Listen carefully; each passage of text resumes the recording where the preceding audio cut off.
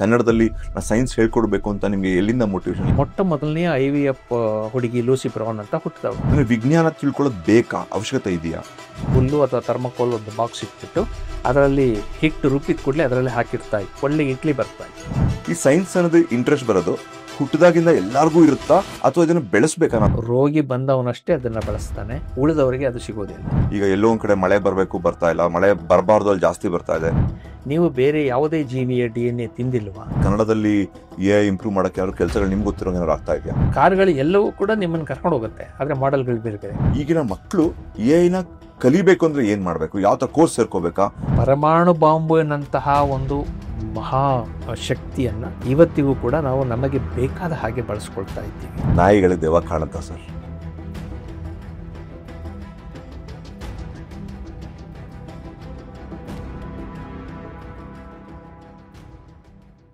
ನಾಯಿಗಳಿಗೆ ದೆವ್ವ ಕಾಣುತ್ತಾ? ಎಷ್ಟು ಇಂಟ್ರೆಸ್ಟಿಂಗ್ ಪ್ರಶ್ನೆ ಅಲ್ವಾ? ಈ ತರ ಹಲವಾರು ಪ್ರಶ್ನೆಗಳು ನಮ್ಮ ಮೈಂಡ್ ಅಲ್ಲಿ ಓಡ್ತಾ ಇರತ್ತೆ. ಇದು ನಮ್ಗೆ ಒಂದು ಎಲ್ಲಿ ಕೇಳ್ಬೇಕು ಅಂತಾನು ಗೊತ್ತಾಗಲ್ಲ ನಮ್ಗೆ, ಅಲ್ವಾ? ಯಾರ ಹತ್ರ ಕೇಳ್ಬೇಕು ಅಂತ ಗೊತ್ತಾಗಲ್ಲ, ಯಾವ ಟೆಕ್ಸ್ಟ್ ಬುಕ್ ಹೋದ್ರೂ ನಿಮ್ಗೆ ಸಿಗಲ್ಲ.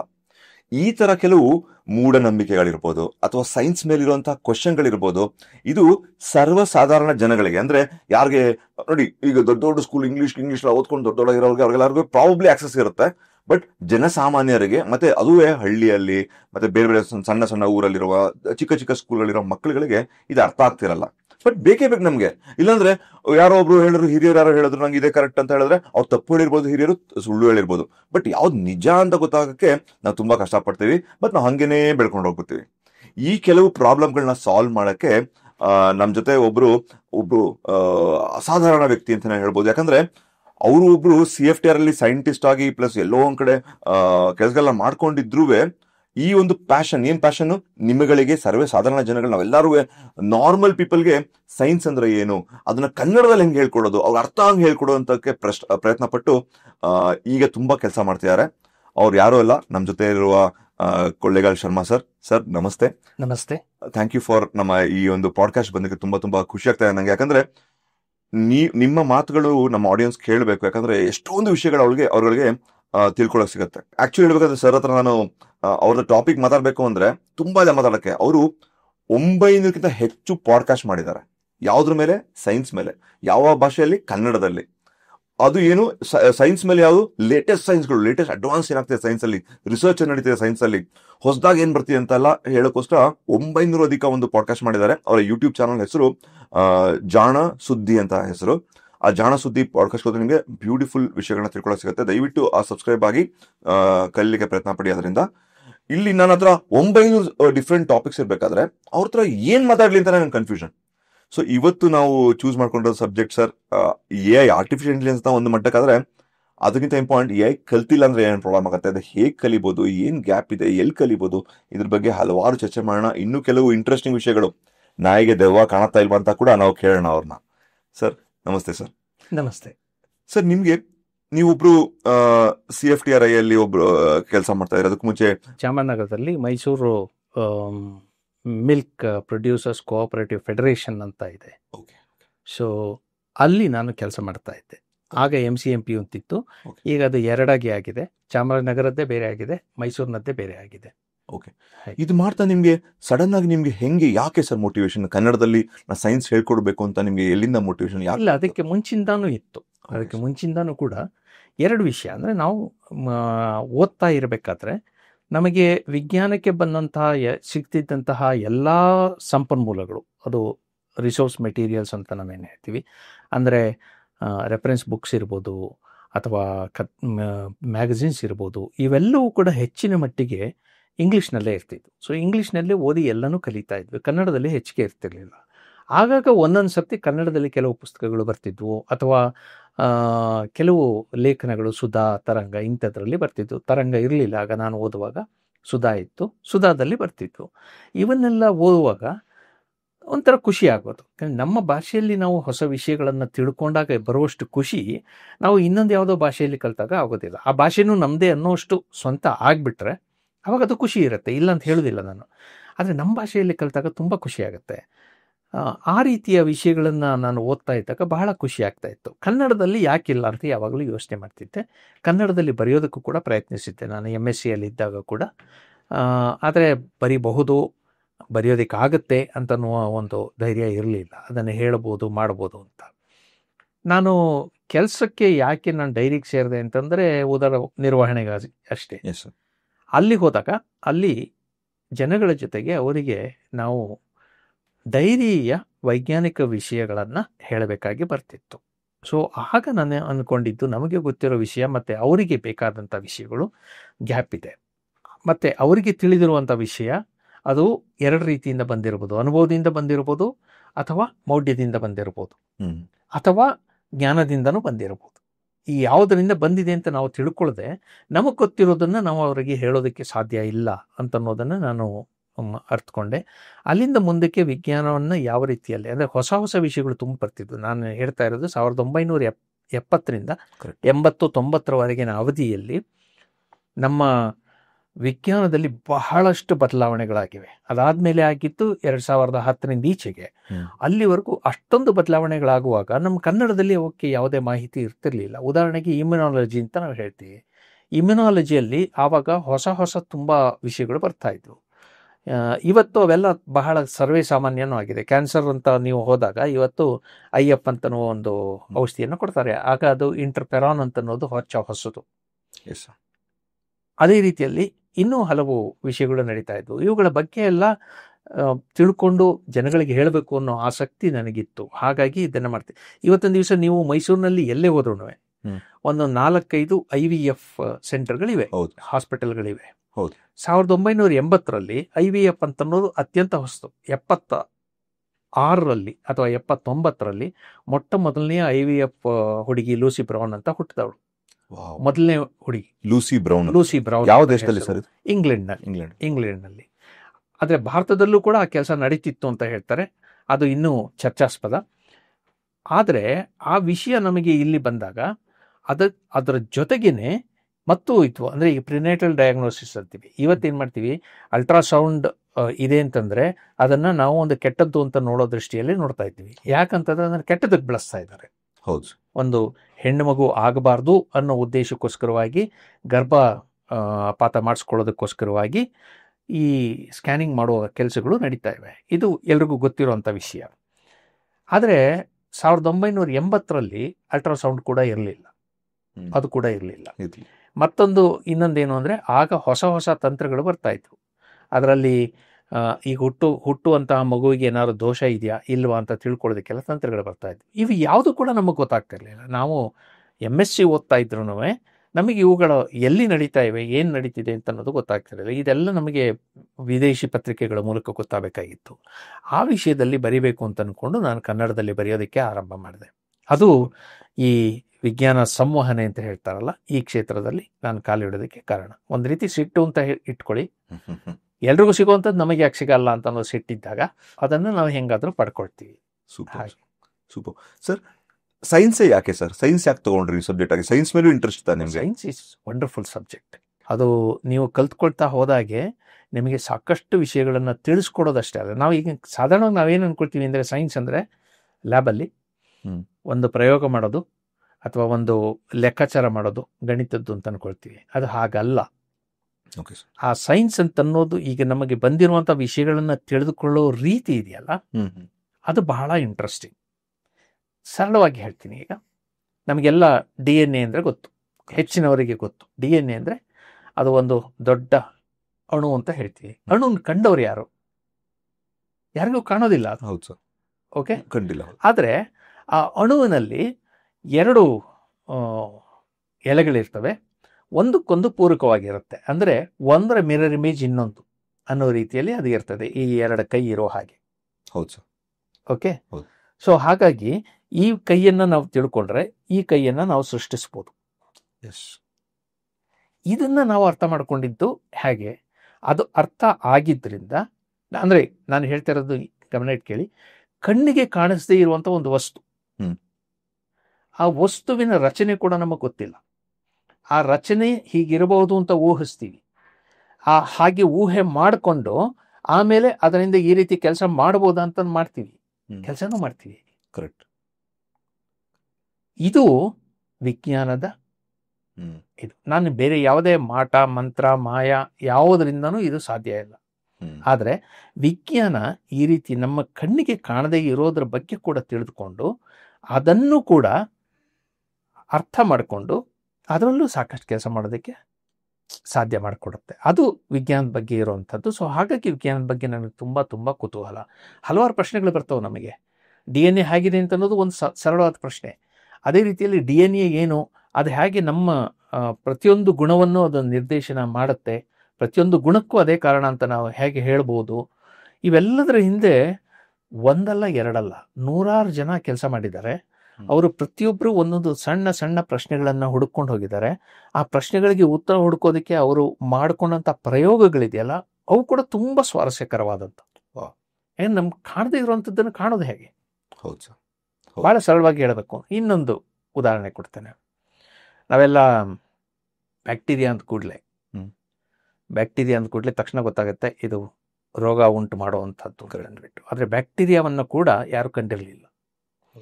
ಆ ಬ್ಯಾಕ್ಟೀರಿಯಾದ ಕೆಲಸವನ್ನಷ್ಟೇ ನಮಗೆ ಗೊತ್ತಿತ್ತು.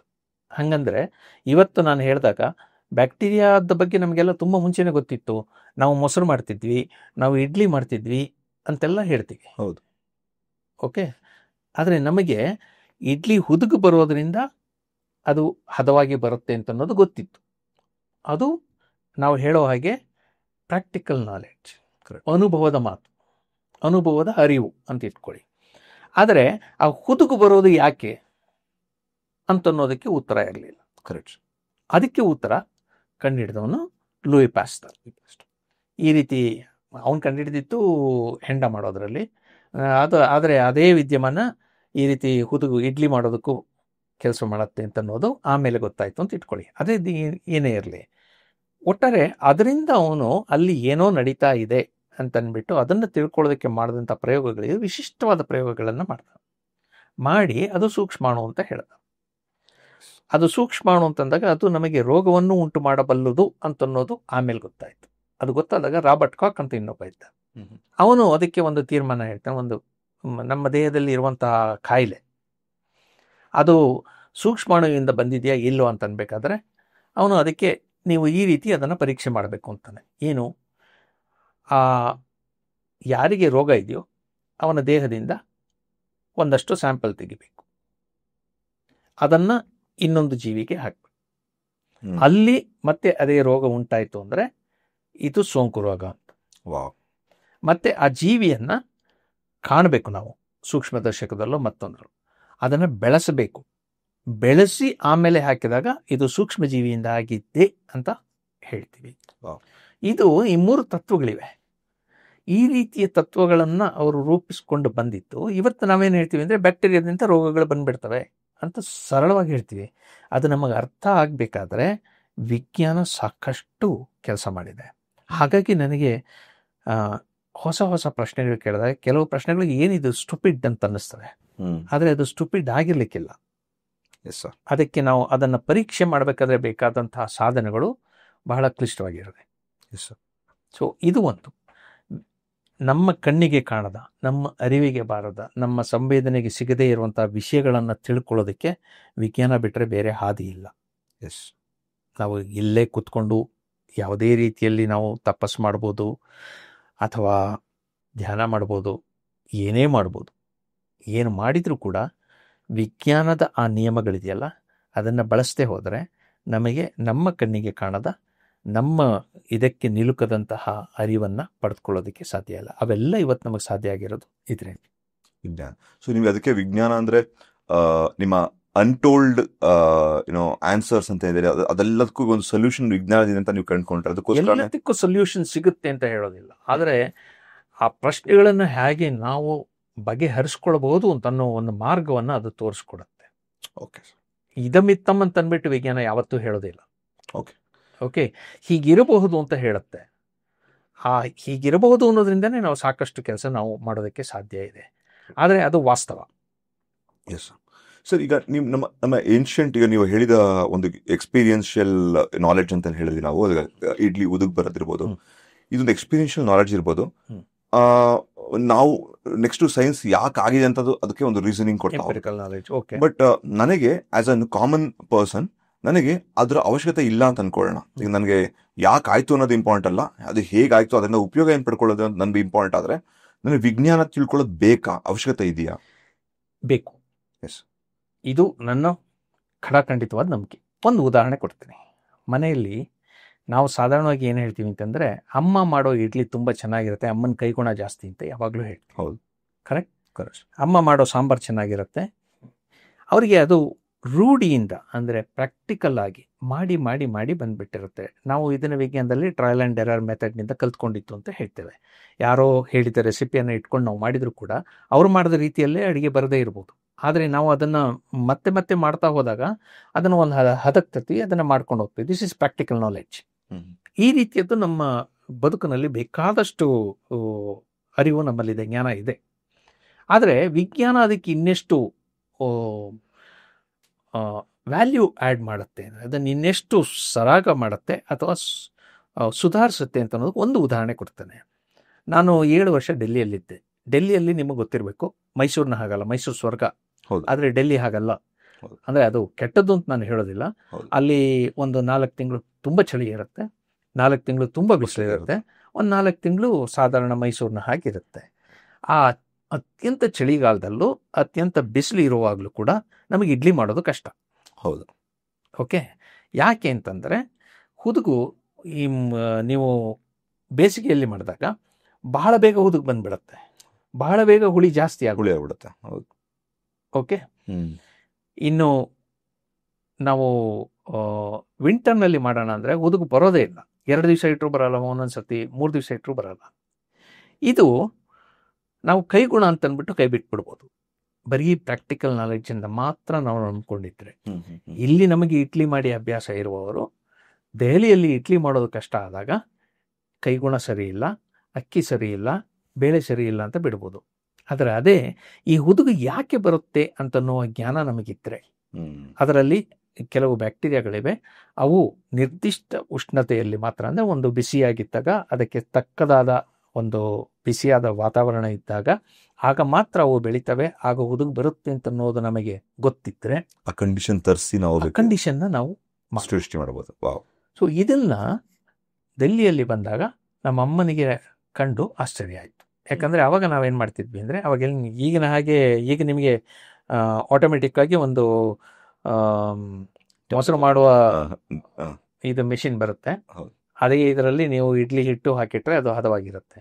ಅವಾಗ ಅದೆಲ್ಲ ಇರಲಿಲ್ಲ ನಮ್ಮಲ್ಲಿ. ನಾವೇನು ಮಾಡ್ತಿದ್ವಿ ಅಂದರೆ, ಹುಲ್ಲು ಅಥವಾ ಥರ್ಮಕೋಲ್ ಒಂದು ಬಾಕ್ಸ್ ಇಟ್ಬಿಟ್ಟು ಅದರಲ್ಲಿ ಹಿಟ್ಟು ರುಬ್ಬಿದ ಕೂಡಲೇ ಅದರಲ್ಲಿ ಹಾಕಿಡ್ತಾ ಇದ್ವಿ. ಯಾಕಂದರೆ ವಿಜ್ಞಾನ ನಮಗೆ ಗೊತ್ತಿತ್ತು. ಹಾಗಾಗಿ ನಾನು ನನ್ನ ಹೆಂಡತಿ ಅದನ್ನು ಮಾಡ್ತಿದ್ವಿ, ಒಳ್ಳೆ ಇಡ್ಲಿ ಬರ್ತಾ ಇತ್ತು. ಅಲ್ಲಿ ಹಂಗೆ ಮಾಡ್ಬೋದು ಅಂತ ತಿಳ್ಕೊಂಡಾಗ ನಮ್ಮ ಅಮ್ಮಂಗೆ ಬಹಳ ಆಶ್ಚರ್ಯ ಆಯಿತು. ಅವರಿಗೆ ಅದುವರೆಗೂ ಕೂಡ ಇಡ್ಲಿ ಹುದುಗು ಬರೋದು ಯಾಕೆ ಅನ್ನೋದು ಗೊತ್ತಿಲ್ಲ. ಅವರು ಅದು ಒಂದು ಮಟ್ಟಿಗೆ ಇದು ನಿಜಾನೇ, ಉದ್ದಿನ ಬೇಳೆಯ ಗುಣ ಅಂತಷ್ಟೇ ಅವರು ಅಂದ್ಕೊಂಡ್ರು. ಉದ್ದಿನ ಬೇಳೆಯಲ್ಲಿರುವಂಥ ಬ್ಯಾಕ್ಟೀರಿಯಾಗಳೇ ಅದರಲ್ಲಿ ಬೆಳೆಯೋದು, ಅದಷ್ಟೇ ಅವರಿಗೆ ಗೊತ್ತಿತ್ತೇ ಹೊರತು ಅದಕ್ಕೆ ಬೇಕಾದಂಥ ಪರಿಸ್ಥಿತಿಗಳನ್ನು ನಾವು ಹೇಗೆ ಒದಗಿಸಬೇಕು ಅಂತ ಅನ್ನೋದು ಗೊತ್ತಿರಲಿಲ್ಲ. ಸೂಪರ್. ಸೈನ್ಸಿಂದ ನಿಮ್ಗೊಂದು 7 ವರ್ಷ ಇಡ್ಲಿ ತಿನ್ನೋ ಅವಕಾಶ ಸಿಗ್ತದೆ ನಿಮಗೆ. ಇಡ್ಲಿ ನಾವು ಯಾವಾಗಲೂ ಮೈಸೂರು ಇಡ್ಲಿಯನ್ನು ಮರೆಯೋದಕ್ಕೆ ಸಾಧ್ಯನೇ ಇಲ್ಲ. ಮೈಸೂರು ಮಸಾಲೆ ದೋಸೆ, ಮೈಸೂರು ಇಡ್ಲಿ ಪ್ರಪಂಚದ ಯಾವ ಕಡೆ ಹೋದ್ರೂ ಕೂಡ ಅದು ರುಚಿಕಟ್ಟಂತು. ಖಂಡಿತ ಸರ್. ಸರ್, ಈಗ ನಿಮ್ಮ ಸೈನ್ಸಲ್ಲಿ ನಿಮ್ಗೆ ಇಂಟ್ರೆಸ್ಟ್ ಇತ್ತು, ನೀವು ಸೈನ್ಸಲ್ಲಿ ತುಂಬ ಕೆಲಸಗಳನ್ನ ಮಾಡಿದ್ದೀರಾ. ಈ ಸೈನ್ಸ್ ಅನ್ನೋದು ಇಂಟ್ರೆಸ್ಟ್ ಬರೋದು ಹುಟ್ಟಿದಾಗಿಂದ ಎಲ್ಲರಿಗೂ ಇರುತ್ತಾ, ಅಥವಾ ಇದನ್ನು ಬೆಳೆಸ್ಬೇಕಾ, ನಾವು ನರ್ಚರ್ ಮಾಡ್ಬೇಕು? ಯಾಕಂದ್ರೆ ನಾ ಯಾಕೆ ಪ್ರಶ್ನೆ ಕೇಳ್ತಾ ಅಂತ ಹೇಳ್ತೀನಿ ಸರ್, ಸೈನ್ಸ್ ಇವತ್ತು ಸ್ಕೂಲ್ನಲ್ಲಿ ಹಿಂಗಾಗಿ ಒಂದು ಸಬ್ಜೆಕ್ಟ್ ಆಗಿ ಉಳ್ಕೊಂಡ್ಬಿಟ್ಟಿದೆ. ಫಿಸಿಕ್ಸಲ್ಲಿ ಎಷ್ಟು ಮಾರ್ಕ್ಸ್ ಬಂತು, ಕೆಮಿಸ್ಟ್ರಿಲಿ ಎಷ್ಟು ಮಾರ್ಕ್ಸ್ ಬಂತು, ಏನು ಸಿಲೆಬಸ್ ಇದೆ ಅದ್ರ ಪ್ರಕಾರ ನನ್ನ ಸೈನ್ಸ್ ನಿರ್ಧಾರ ಆಗುತ್ತೆ ನನಗೆ ಎಷ್ಟು ಬೇಕು ಅನ್ನೋದು. ಬಟ್ ಸೈನ್ಸ್ ಅನ್ನೋದು ತುಂಬ ಒಂದು ಮ್ಯಾಥ್ಸು ಅಷ್ಟೇ, ಕೆಲವು ಜನಕ್ಕೆ ಮಾತ್ರ ಇಂಟ್ರೆಸ್ಟ್ ಇದೆ, ಕೆಲವು ಜನಕ್ಕೆ ಮಾತ್ರ ಸೈನ್ಸಲ್ಲಿ ಇಂಟ್ರೆಸ್ಟ್ ಇದೆ, ಈ ಥರ ಇರುತ್ತೆ. So is is something which needs to be nurture ಮಾಡಬೇಕಾ ಮಕ್ಕಳಲ್ಲಿ? ಹೆಂಗೆ ಮಾಡ್ಬೋದು ಅಂತ ಒಂದು ಸ್ವಲ್ಪ. ನೀವು ಬರೀ ಸೈನ್ಸ್ ಮತ್ತು ಮ್ಯಾಥ್ಸ್ ಮಾತ್ರ ಕೇಳಿದ್ರಿ, ನಾನು ನಿಮಗೆ ಕೌಂಟರ್ ಕ್ವಶನ್ ಕೇಳ್ಬಿಡ್ತೀನಿ ಸರ್. ಕೆಲವರಿಗೆ ಇಂಗ್ಲೀಷಲ್ಲಿ ಮಾತ್ರ ಆಸಕ್ತಿ ಯಾಕೆ ಬರುತ್ತೆ? ಹೌದು ಸರ್, ಅದೇ ನನ್ನ. ಕೆಲವರಿಗೆ ಇನ್ನೊಂದ್ರಲ್ಲಿ ಮಾತ್ರ ಯಾಕೆ ಆಸಕ್ತಿ ಬರುತ್ತೆ? ನಿಮ್ಮ ಕ್ವಶನ್ ಇದಕ್ಕೆ ನನ್ನ ಒಂದು ಉತ್ತರ ಬಹಳ ಸರಳವಾದಂಥದ್ದಿದೆ. ನಾವು ಬೆಳೆಯುವಾಗ ಎಲ್ಲದರಲ್ಲೂ ನಮಗೆ ಕುತೂಹಲ ಇರುತ್ತೆ. ಯಾವ ಕುತೂಹಲವನ್ನು ನಾವು ಬೇಡ ಬೇಡ ಅಂದ್ಕೊಂಡು ಹೋಗ್ತೀವೋ ಅವನ್ನ ಬಿಟ್ಕೊಂಡು ಹೋಗ್ತೀವಿ, ಕೆಲವನ್ನು ಬೆಳೆಸ್ಕೊಂಡು ಹೋಗ್ತೀವಿ. ಓಕೆ. ಸೊ ನಾವು ಬೆಳೆಯುವ ವಾತಾವರಣದಲ್ಲಿ ನಮಗೆ ಹೇಳಿಕೊಡುವವರು, ನಮ್ಮ ಸುತ್ತಮುತ್ತ ಇರುವವರು ಯಾವುದರ ಬಗ್ಗೆ ಹೆಚ್ಚು ಆಸಕ್ತಿ ವಹಿಸ್ತಾರೆ ಅದರ ಬಗ್ಗೆ ನಮ್ಮ ಆಸಕ್ತಿನೂ ಹೆಚ್ಚು ಇರುತ್ತೆ. ನಮ್ಮ ಮನೆಯಲ್ಲಿ ನಮ್ಮ ಅಪ್ಪ ಅಮ್ಮ ಓದಿದ್ದಲ್ಲ, ಆದರೆ ಅವ್ರು ಯಾವತ್ತೂ ನಾವು ಏನಾದ್ರು ಪ್ರಶ್ನೆ ಕೇಳಿದ್ರೆ ಅವ್ರಿಗೆ ಗೊತ್ತಿಲ್ಲ ಅಂತಂದರೆ ಗೊತ್ತಿಲ್ಲ ಅಂತ ಹೇಳೋರು. Okay sir. ಸೊ ಇದು ಹೀಗೆ ಅಂತ ಹೇಳ್ತೀನಿ. ನಿಮಗೆ ನಿಜ ಹೇಳಬೇಕು ಅಂದರೆ, ಇವತ್ತು ನಾನು ವಿಜ್ಞಾನಿ ಅಂತ ಅಂದ್ಕೊಂಡು ಅಥವಾ ವಿಜ್ಞಾನ ಸಂವಹನಕಾರನಾಗಿ ಕೆಲವಾರು ವಿಷಯಗಳನ್ನು ನಾನು ನಂಬೋದಿಲ್ಲ. ಆದರೆ ನಮ್ಮ ಮನೆಯಲ್ಲಿ ನಮ್ಮ ಅಪ್ಪ ಅಮ್ಮ ಬಹಳವಾಗಿ ನಂಬ್ತಾ ಇದ್ರು. ಈ ವೈರುಧ್ಯ ಯಾಕೆ ಅಂತಂದರೆ, ಅವರಿಗೆ ಬಹುಶಃ ಅವುಗಳನ್ನು ಪರೀಕ್ಷೆ ಮಾಡೋದಕ್ಕೆ, ಅವುಗಳ ಬಗ್ಗೆ ಹೆಚ್ಚು ತಿಳ್ಕೊಳ್ಳೋದಕ್ಕೆ ಸಂಪನ್ಮೂಲಗಳು ಇರಲಿಲ್ಲ ಅಂತ ನನ್ನ ಭಾವನೆ. ನಾನು ಹೆಚ್ಚೆಚ್ಚು ಅದನ್ನು ಬಳಸ್ಕೊಳ್ತಾ ಹೋದ ಹಾಗೆ ನನಗೆ ನನ್ನ ಅರಿವು ಹೆಚ್ಚಾಗ್ತಾ ಹೋಯಿತು, ಅಷ್ಟೇ, ಬೇರೇನೂ ಇಲ್ಲ. ಸೊ ಹಾಗಾಗಿ ಇವತ್ತು ನಾನು ನನಗೆ ಸಿಕ್ಕಿರುವಂಥ ಪ್ರಶ್ನೆಗಳಿಗೆ ಉತ್ತರ ನಾನು ಹೇಳಬಲ್ಲೆ. ಉದಾಹರಣೆಗೆ, ದೇವರು ಇದೆಯಾ ಅಂದರೆ ದೇವರನ್ನು ಕಾಣೋದಕ್ಕೂ ಸಾಧ್ಯ ಇಲ್ಲ, ಅದು ಇದೆ ಅಂತ ಪರೀಕ್ಷೆ ಮಾಡೋದು ಭಾಳ ಕಷ್ಟ. ಯಾಕಂದರೆ ದೇವರ ಬಗ್ಗೆ ನಿಮ್ಮ ವಿವರಣೆಯೇ ಇಲ್ಲ. ನನ್ನ ಆಗಲಿ ನಿಮ್ಮದಾಗಲಿ ಯಾರದ್ದೇ ಆಗಲಿ ಒಂದು ವಿವರಣೆ ಇಲ್ಲ. ವಿಜ್ಞಾನದಲ್ಲಿ ಹಾಗಿಲ್ಲ. ವಿಜ್ಞಾನದಲ್ಲಿ ಗ್ರಾವಿಟಿ ಅಂದರೆ ಏನು ಅಂತ ಒಂದು ವಿವರಣೆ ಇರುತ್ತೆ. ಆ ವಿವರಣೆಯನ್ನು ನಾವು ಮತ್ತೆ ಪರೀಕ್ಷೆ ಮಾಡ್ತೀವಿ, ಇದು ನಿಜಾನ ಸುಳ್ಳ ಅಂದ್ಬಿಟ್ಟು. ಆ ರೀತಿಯ ಒಂದು ವಿವರಣೆ ನಮಗೆ ಎಲ್ಲೂ ಸಿಗೋದಿಲ್ಲ.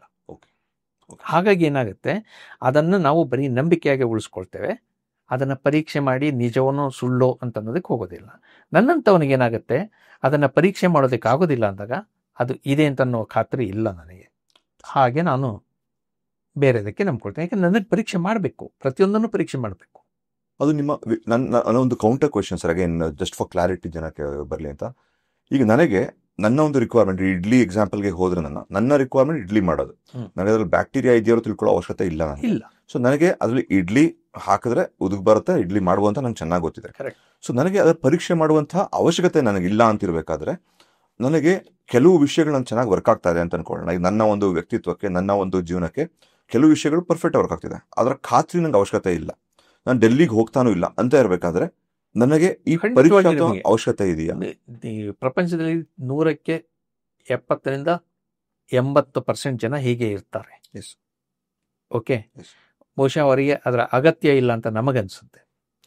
ಆದರೆ ಒಂದು ಸ್ವಲ್ಪ ವ್ಯತ್ಯಾಸ ಆಯಿತು ಅಂತ ಇಟ್ಕೊಳ್ಳಿ, ಆಗ ಅವರಿಗೆ ಅದನ್ನು ಹೊಂದ್ಕೊಳ್ಳೋದು ಬಹಳ ಕಷ್ಟ ಆಗುತ್ತೆ. ಆ ಅರಿವು ಇಲ್ಲ ಅಂದರೆ, ಅರಿವು ಇದ್ದರೆ ಅದಕ್ಕೆ ಹೊಂದ್ಕೊಳ್ಳೋದು ಬಹಳ ಸುಲಭ. ನಾನು ಈ ಇಡ್ಲಿ ಉದಾಹರಣೆಯಿಂದ ಬೇರೊಂದು ಉದಾಹರಣೆಗೆ ಹೋಗ್ತೇನೆ. ಓಕೆ, ಇವತ್ತಿನ ದಿವಸ ನಾವು ತುಂಬ ಮಾತು ಕೇಳ್ತಾ ಇದ್ದೀವಿ, ಏನು, climate change. Okay, climate change ಅಂತಂದಾಗ ನಿಮ್ಮ ಮನಸ್ಸಿಗೆ ಏನು ಬರುತ್ತೆ ಸರ್? ಕ್ಲೈಮೇಟ್ ಚೇಂಜ್ ಅಂದರೆ ನಮ್ಮ ಏನೊಂದು ನ್ಯಾಚುರಲ್ ಆಗಿ ಒಂದು ಎಕೋಸಿಸ್ಟಮ್ ಏನಿರಬೇಕು ಅದು ಬದಲಾವಣೆಯಾಗಿ ಆ ಎಕೋಸಿಸ್ಟಮ್ ಅಲ್ಲಿ ಬದಲಾವಣೆ ಆಗ್ತಾ ಇದೆ. ಈಗ ಎಲ್ಲೋ ಒಂದ್ ಕಡೆ ಮಳೆ ಬರಬೇಕು, ಬರ್ತಾ ಇಲ್ಲ, ಮಳೆ ಬರಬಾರ್ದು ಅಲ್ಲಿ ಜಾಸ್ತಿ ಬರ್ತಾ ಇದೆ. ಇದೆಲ್ಲ ಒಂದು ಏನೊಂದು ಬ್ಯಾಲೆನ್ಸ್ ಇದೆ, ಆ ಬ್ಯಾಲೆನ್ಸ್ನ ತಪ್ಪಾಗಿರೋದೇ ಕ್ಲೈಮೇಟ್ ಚೇಂಜ್. ನಿಮ್ಮ ಬಾಲ್ಯಕ್ಕೆ ಹೋಗಿ, ಹಾಂ ಸರ್, ನೀವು ಇಲ್ಲಿ ಮೈಸೂರಿನಲ್ಲಿ ಈಗ ನಾವು ಮಾತಾಡ್ತಾ ಇರುವಂಥ ಕೋಣೆಯಲ್ಲಿ ನಾವು ಎ ಸಿ ಹಾಕ್ಕೊಂಡಿದ್ದೀವಿ. ನಿಮ್ಮ ಮನೆಯಲ್ಲಿ ಎ ಸಿ ಇದ್ದಾಗ ಖಂಡಿತ ಇರಲಿಲ್ಲ ಸರ್. ತಣ್ಣಗಿದ್ದಾಗ ಚೆನ್ನಾಗೇ ಇತ್ತು ಸರ್. ಬಿಸಿಲಿದ್ದಾಗ ಬಿಸಿಲು ಇತ್ತು ಅಂದ್ರೆ ತಡ್ಕೊಳ್ತಿದ್ವಿ ಸರ್. ಅಂದ್ರೆ ಪ್ರಾಬ್ಲಿ ನಾವು ಸ್ಟ್ರಾಂಗ್ ಆಗಿ ತಡ್ಕೊಳ್ತಿದ್ರ ಅಥವಾ ಇನ್ನು ಕೂಲ್ ಆಗಿರ್ತಿತ್ತು? ಕೂಲ್ ಆಗಿತ್ತು ಅಂತ ನಾನು ಕೂಲ್ ಆಗಿರ್ತೀವಿ. ಇದಕ್ಕೆಲ್ಲ ಕಾರಣ ಏನು?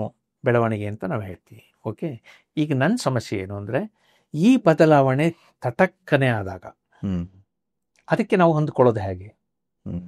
ಅದಕ್ಕೆ ವಿಜ್ಞಾನ ಇದ್ರೆ ಒಳ್ಳೆ. ವಿಜ್ಞಾನ, ಅದರ ಅರಿವು ನಮಗಿದ್ರೆ, ಈ ಬದಲಾವಣೆ ಆಗ್ತಾ ಇದೆ, ಇದರಿಂದ ಹೀಗಾಗಬಹುದು, ಇದನ್ನು ನಾವು ಹೀಗೆ ತಡ್ಕೊಳ್ಳಬಹುದು ಅನ್ನುವ ಅರಿವಿದ್ರೆ, ಆ ಒಂದು ಘಟನೆ ಆದಾಗ ನಾವು ಅದನ್ನು ತಾಳ್ಕೊಳ್ಳೋದಕ್ಕೆ ಸಾಧ್ಯ.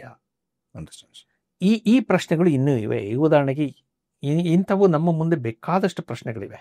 ಒಂದಲ್ಲ, ಎರಡಲ್ಲ, ಮೂರಲ್ಲ, ನಾಲ್ಕಲ್ಲ. ಈ ಪ್ರಶ್ನೆಗಳು ತುಂಬ ಜನ ಕೇಳ್ತಾರೆ, ಆದರೆ ಉತ್ತರ ಹೇಳೋದಿಲ್ಲ.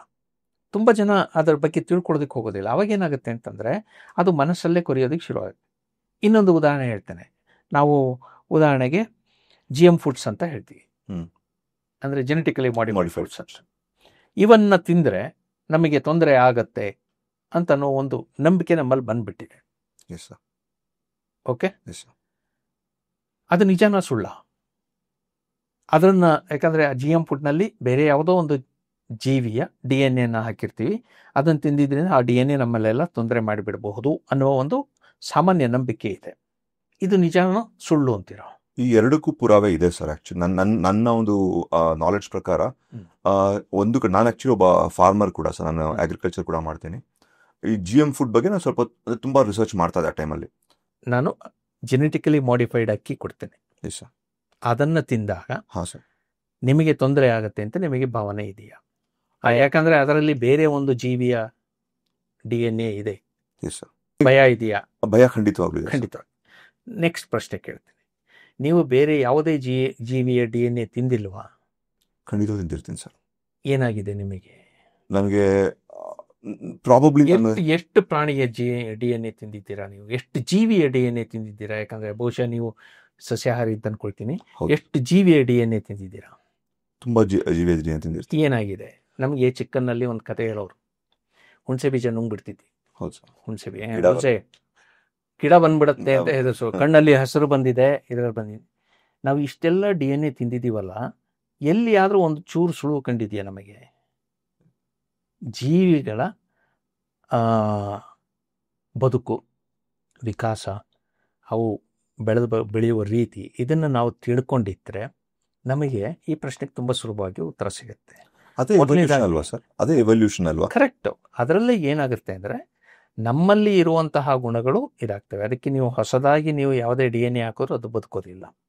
ಬ್ಯಾಕ್ಟೀರಿಯಾ DNA ನಿಮ್ಮಲ್ಲಿ ಸೇರೋದಿಲ್ಲ. ನಿಮ್ಮ ದೇಹದಲ್ಲಿ 300 ಕೋಟಿ ಬ್ಯಾಕ್ಟೀರಿಯಾ ಇದೆ. Yes sir. ಬಾಯಿಂದ ಹಿಡಿದು ನಾವು ದಿನ 4 ಸರ್ತಿ ಸ್ನಾನ ಮಾಡಿದ್ರೂ ಅಷ್ಟಿರುತ್ತೆ. ಎಸ್. ಓಕೆ. ಆದ್ರೂ ಕೂಡ ನಮಗೇನು ಸಾಧಾರಣವಾಗಿ ಆಗೋದಿಲ್ಲ. ಹಾಗಿರುವಾಗ ನಾವು GM ಫುಡ್ಡಲ್ಲಿ ಇದು ಒಂದು ಸಣ್ಣ ಒಂದು ಇದನ್ನು ಸೇರಿಸಿದ ಕೂಡಲೇ ನಮಗೆ ತೊಂದರೆ ಆಗುತ್ತೆ. ಅನ್ಲೆಸ್ ಅದು ವಿಷ, ನಮಗೆ ವಿಷ ಅನ್ನೋದಾದರೆ ಮಾತ್ರ. ಬರೀ DNA ಆದರೆ ಏನೂ ಆಗೋದಿಲ್ಲ. ಯಾಕಂದರೆ ನಾವು ತಿನ್ನೋದಕ್ಕೆ ಮೊದಲು ಎಲ್ಲವನ್ನು ಬೇಯಿಸ್ತೀವಿ. ಈ ಮನುಷ್ಯರ ಒಂದು ಗುಣ ಇದೆ ಅಲ್ಲ, ಯಾವ ಪ್ರಾಣಿನೂ ತಿಂದೇ ಇರೋದನ್ನು ನಾವು ತಿಂತೀವಿ. ಅಕ್ಕಿ ಕಾಳನ್ನು ಗುಬ್ಬಚ್ಚಿ ಮಾತ್ರ ತಿನ್ನತ್ತೆ, ಬೇರೆ ತಿನ್ನೋದಿಲ್ಲ. ಅದೇ ರೀತಿಯಲ್ಲಿ ಕೆಲವಾರು ಆಹಾರಗಳನ್ನು ಕೆಲವಷ್ಟೇ ತಿಂತವೆ, ಯಾಕಂದರೆ ಅವು ಅದನ್ನು ಅರಗಿಸ್ಕೊಳ್ಬಲ್ವು.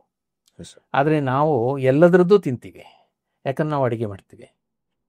ಅಡುಗೆ ಮಾಡಿದಾಗ ಯಾವುದೆಲ್ಲ ನಾವು ತಿನ್ನೋದಕ್ಕಾಗೋದಿಲ್ಲೋ ಅದನ್ನೆಲ್ಲ ಅರಗಿಸ್ಕೊಳ್ಳೋ ರೂಪಕ್ಕೆ ನಾವು ಬದಲಾಯಿಸ್ಬಿಡ್ತೀವಿ. ಸರ್, ನಾನು ನಿಮ್ಗೊಂದು ಒಂದು ಇದು ನಂಗೆ ಡೌಟ್ಗೋಸ್ಕರ ಕೇಳ್ತಾ ಇದ್ದೀನಿ ಸರ್. ಆರ್ಮಿಯಲ್ಲಿ, ಇಂಡಿಯನ್ ಆರ್ಮಿಯಲ್ಲಿ ಹೋಗ್ಬೇಕಾದ್ರೆ ನಿಮ್ಗೆ ಕಣ್ ಟೆಸ್ಟ್ ಮಾಡ್ತಾರೆ. ಕಣ್ಣಲ್ಲಿ ಟೆಸ್ಟ್ ಮಾಡ್ಬೇಕಾದ್ರೆ ಲಸಿಕ್ ಲೇಸರ್ ಇದು ಮಾಡಿಸ್ಕೊಂಡಿದ್ರೆ ನೀವು ಪರ್ಮನೆಂಟ್ ರಿಜೆಕ್ಷನ್. ನಿಮ್ಗೆ ಚೆನ್ನಾಗಿ ಕಾಣ್ತಾ ಇರುತ್ತೆ, ನಿಮಗೆ ಅಂದ್ರೆ ಬೋರ್ಡ್ನ ಫುಲ್ ಎಂಟು ಓದ್ತಿರ್ತಾರೆ, ನಿಮ್ಗೆ ಕನ್ನಡಕ ಹಾಕೊಳ್ತಾ ಇರಲ್ಲ, ಎಲ್ಲ ಚೆನ್ನಾಗಿ ಕಾಣ್ತಾ ಇರುತ್ತೆ.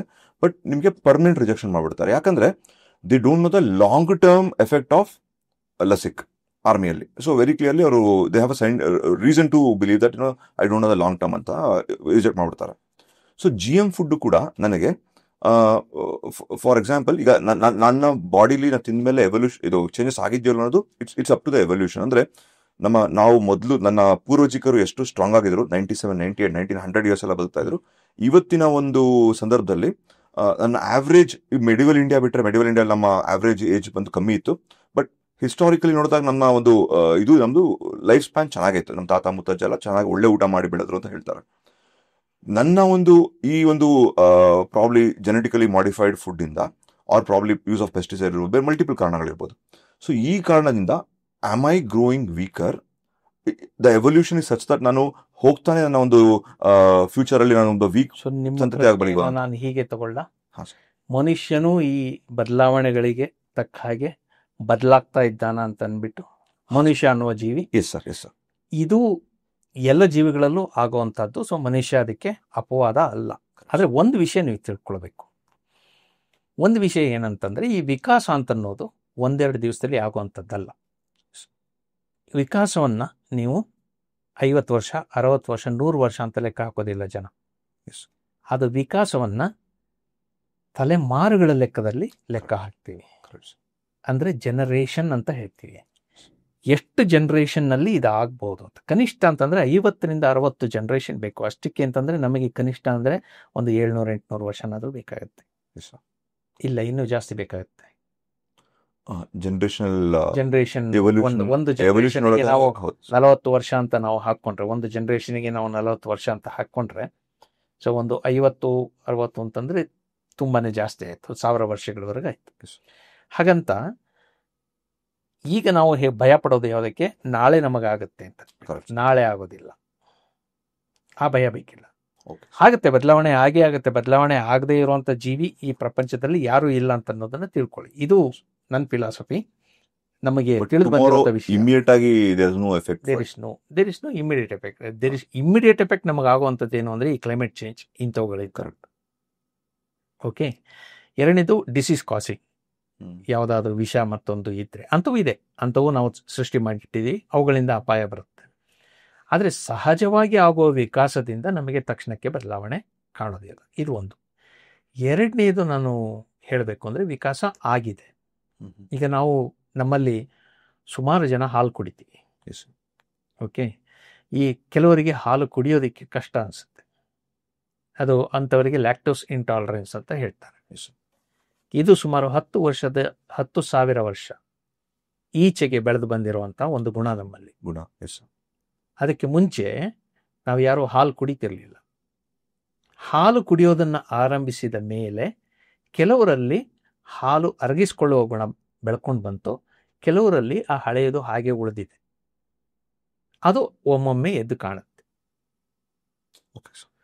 ಓಕೆ. ಸೊ ಆ ಲ್ಯಾಕ್ಟೋಸ್ ಇಂಟಾಲರೆನ್ಸ್ ಅಂತ ಅನ್ನೋದನ್ನು ನಾವು ಹಾಲು ಕುಡಿಯೋದಕ್ಕೆ ಆರಂಭ ಮಾಡಿದ ಮೇಲೆ ಸ್ಪೆಷಲ್ ಆಗಿ ಅದನ್ನು ಪ್ರತ್ಯೇಕವಾಗಿ ನೋಡೋದಕ್ಕೆ ಸಾಧ್ಯ ಆಯಿತು. ಅದನ್ನೇ ನಾವು ನ್ಯಾಚುರಲ್ ಸೆಲೆಕ್ಷನ್ ಅಂತ ಹೇಳ್ತೀವಿ. ಅಂದರೆ ಯಾವುದೇ ಒಂದು ಪರಿಸರದಲ್ಲಿ ಆಗುವ ಬದಲಾವಣೆಯಲ್ಲಿ ಅದಕ್ಕೆ ಹೊಂದಿಕೊಳ್ಳುವಂತಹ ಒಂದು ಗುಣ ಇದೆ ಅಂತ ಅನ್ನೋದರೆ ಆ ಸಮುದಾಯದಲ್ಲಿ ಅಥವಾ ಜೀವಿಯಲ್ಲಿ, ಅದು ಆ ಬದಲಾವಣೆ ಆದಾಗ ಎದ್ದು ಕಾಣುತ್ತೆ. ಆ ಬದಲಾವಣೆ ಆಗುತ್ತಲ್ಲ, ಅದನ್ನು ನಾವು ನಿಸರ್ಗದ ಆಯ್ಕೆ ಅಂತ ಹೇಳ್ತೀವಿ, ನಿಸರ್ಗದ ಬಲ ಅಂತ ಹೇಳ್ತೀವಿ. ಸೊ ಅಂಥದ್ದೊಂದು ಆದಾಗ ನಮಗೆ ಗೊತ್ತಾಗುತ್ತೆ. ಬಟ್ ಈ ಬದಲಾವಣೆಗೆ ಇದ್ದೇ ಇರ್ತವೆ. ನಮ್ಮಲ್ಲಿ ಒಂದಷ್ಟು ಜನಕ್ಕೆ ಲ್ಯಾಕ್ಟೋಸ್ ಇಂಟಾಲರೆನ್ಸ್ ಇರ್ಬೋದು, ಒಂದಷ್ಟು ಜನ ಅದನ್ನು ಸುಲಭವಾಗಿ ಅರಗಿಸ್ಕೊಳ್ಬೋದು, ಮತ್ತೊಂದಷ್ಟು ಜನ ಅದನ್ನು ಉತ್ಪಾದನೆ ಕೂಡ ಮಾಡ್ತಿರ್ಬೋದು, ನಮಗೆ ಗೊತ್ತಿಲ್ಲ. ಇವೆಲ್ಲವೂ ಇರುತ್ತೆ. ಇದನ್ನು ನಾವು ವೈವಿಧ್ಯ ಅಂತ ಹೇಳ್ತೀವಿ. ಅದರಲ್ಲಿ ಒಂದು ಮಾತ್ರ ಎದ್ದು ಕಾಣಬೇಕಾದ್ರೆ ಆ ಪರಿಸರ ಅದಕ್ಕೆ ತಕ್ಕ ಹಾಗೆ ಬದಲಾಗಿರಬೇಕು. ಆಗ ಅದು ಎದ್ದು ಕಾಣುತ್ತೆ. ಇದು ಡಾರ್ವಿನ್ನ ವಿಕಾಸವಾದದ ಮೂಲ ತತ್ವ ಇದು. ಹಾಗಾಗಿ ನಮ್ಮ ಮನುಷ್ಯರಲ್ಲೂ ಕೂಡ ಬದಲಾವಣೆಗಳಾಗ್ತಾನೆ ಇರ್ತವೆ, ನಮ್ಮಲ್ಲೂ ಜೆನೆಟಿಕ್ ಚೇಂಜಸ್ ಆಗ್ತಾನೆ ಇರ್ತವೆ. ಆಗಿದ್ದು ಒಳಗೆ ಎಲ್ಲೋ ಇರ್ತವೆ, ಯಾವುದೋ ಒಂದು ಕಾಲದಲ್ಲಿ ಎದ್ದು ಕಾಣುತ್ತೆ. ಸೂಪರ್.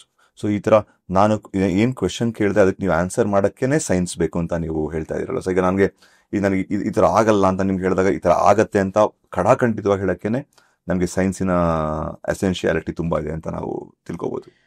ಸೈನ್ಸ್ನಲ್ಲಿ ಇನ್ನೊಂದು ಮಾತಿದೆ, ಖಡಾಖಂಡಿತವಾಗಿ ಇದೆ ಅಂತ ಪ್ರೂವ್ ಮಾಡೋದಕ್ಕೋಸ್ಕರ ಸೈನ್ಸ್ ಇಲ್ಲ. ಇಲ್ವಾ ಸರ್? ಸೊ ಕಾರ್ಲ್ ಪಾಪರ್ ಅಂತ ಒಬ್ಬ ತತ್ವಜ್ಞಾನಿ ಇದ್ದ.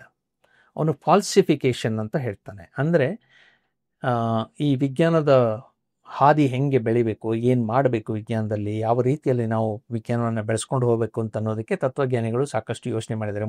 ಮುಂಚೆ ಒಂದು ಕಡೆಯಲ್ಲಿ ಕೂತು ಅದು ಯಾಕೆ ಆಗ್ತಿದೆ ಅಂತ ಯೋಚನೆ ಮಾಡಿ ಅದೇ ನಿಜ ಅಂತನೋ ಒಂದು ತಪಸ್ಸು ಮಾಡುವಂಥ ಜನಗಳಿದ್ರು. ಅದಾದಮೇಲೆ ಅದು ಯಾಕೆ ಅಂತಂದ್ಬಿಟ್ಟು ಅದೇ ರೀತಿಯದ್ದು ಬೇರೆ ವಿದ್ಯಮಾನಗಳು ಇವೆ ಅಂತಂದ್ಬಿಟ್ಟು ಎಲ್ಲವನ್ನು ಒಟ್ಟು ಹಾಕಿಬಿಟ್ಟು ಇದನ್ನು ಅವಲೋಕನ ಅಂತ ಹೇಳ್ತೀವಿ. ಹೌದು, ಇದು ಎಲ್ಲ ಕಡೆಯೂ ಸತ್ಯ ಅಂತಂದ್ಬಿಟ್ಟು ತಿಳ್ಕೊಳ್ಳೋವಂಥದ್ದಿದ್ರು.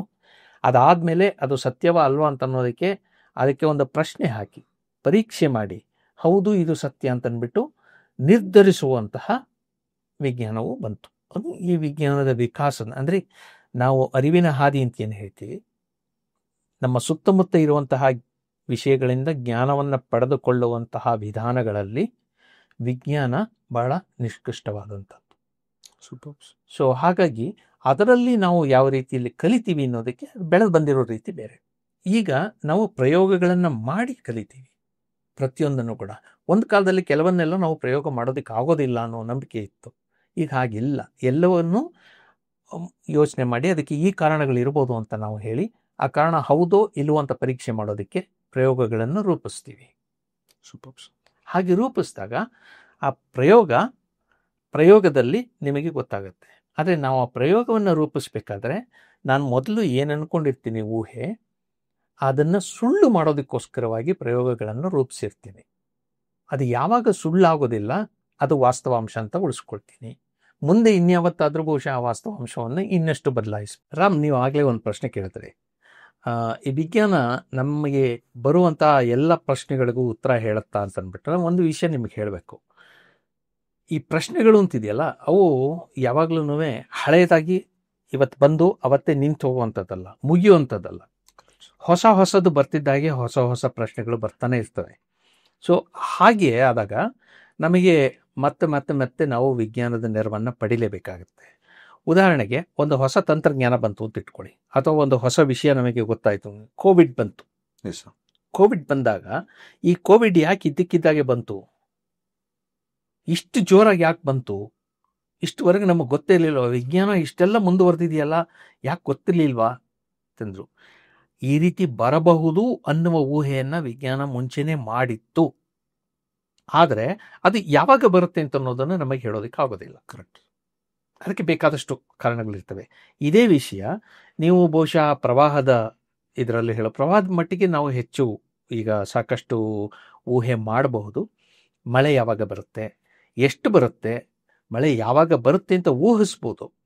ಆದರೆ ಇಷ್ಟೇ ನಿಮಿಷಕ್ಕೆ ಬರುತ್ತಾ ಇಲ್ವಾ ಅಂತನ್ನೋದು, ಎಷ್ಟು ಜೋರಾಗಿ ಬರುತ್ತೆ ಅಂತ ಅನ್ನೋದನ್ನು ಕೇಳೋದು ಕೆಲವು ಸರ್ತಿ ಕಷ್ಟ ಆಗುತ್ತೆ. ಹಾಗಿದ್ದು ಕೂಡ ಎಷ್ಟು ಮುಂದುವರೆದಿದ್ದೀವಿ ಅಂದರೆ, ಈಗ ಉದಾಹರಣೆಗೆ ನಾನು ಯುರೋಪ್ನಲ್ಲಿ ಹೋಗ್ತೀನಿ ಅಂತ ಇಟ್ಕೊಳ್ಳಿ.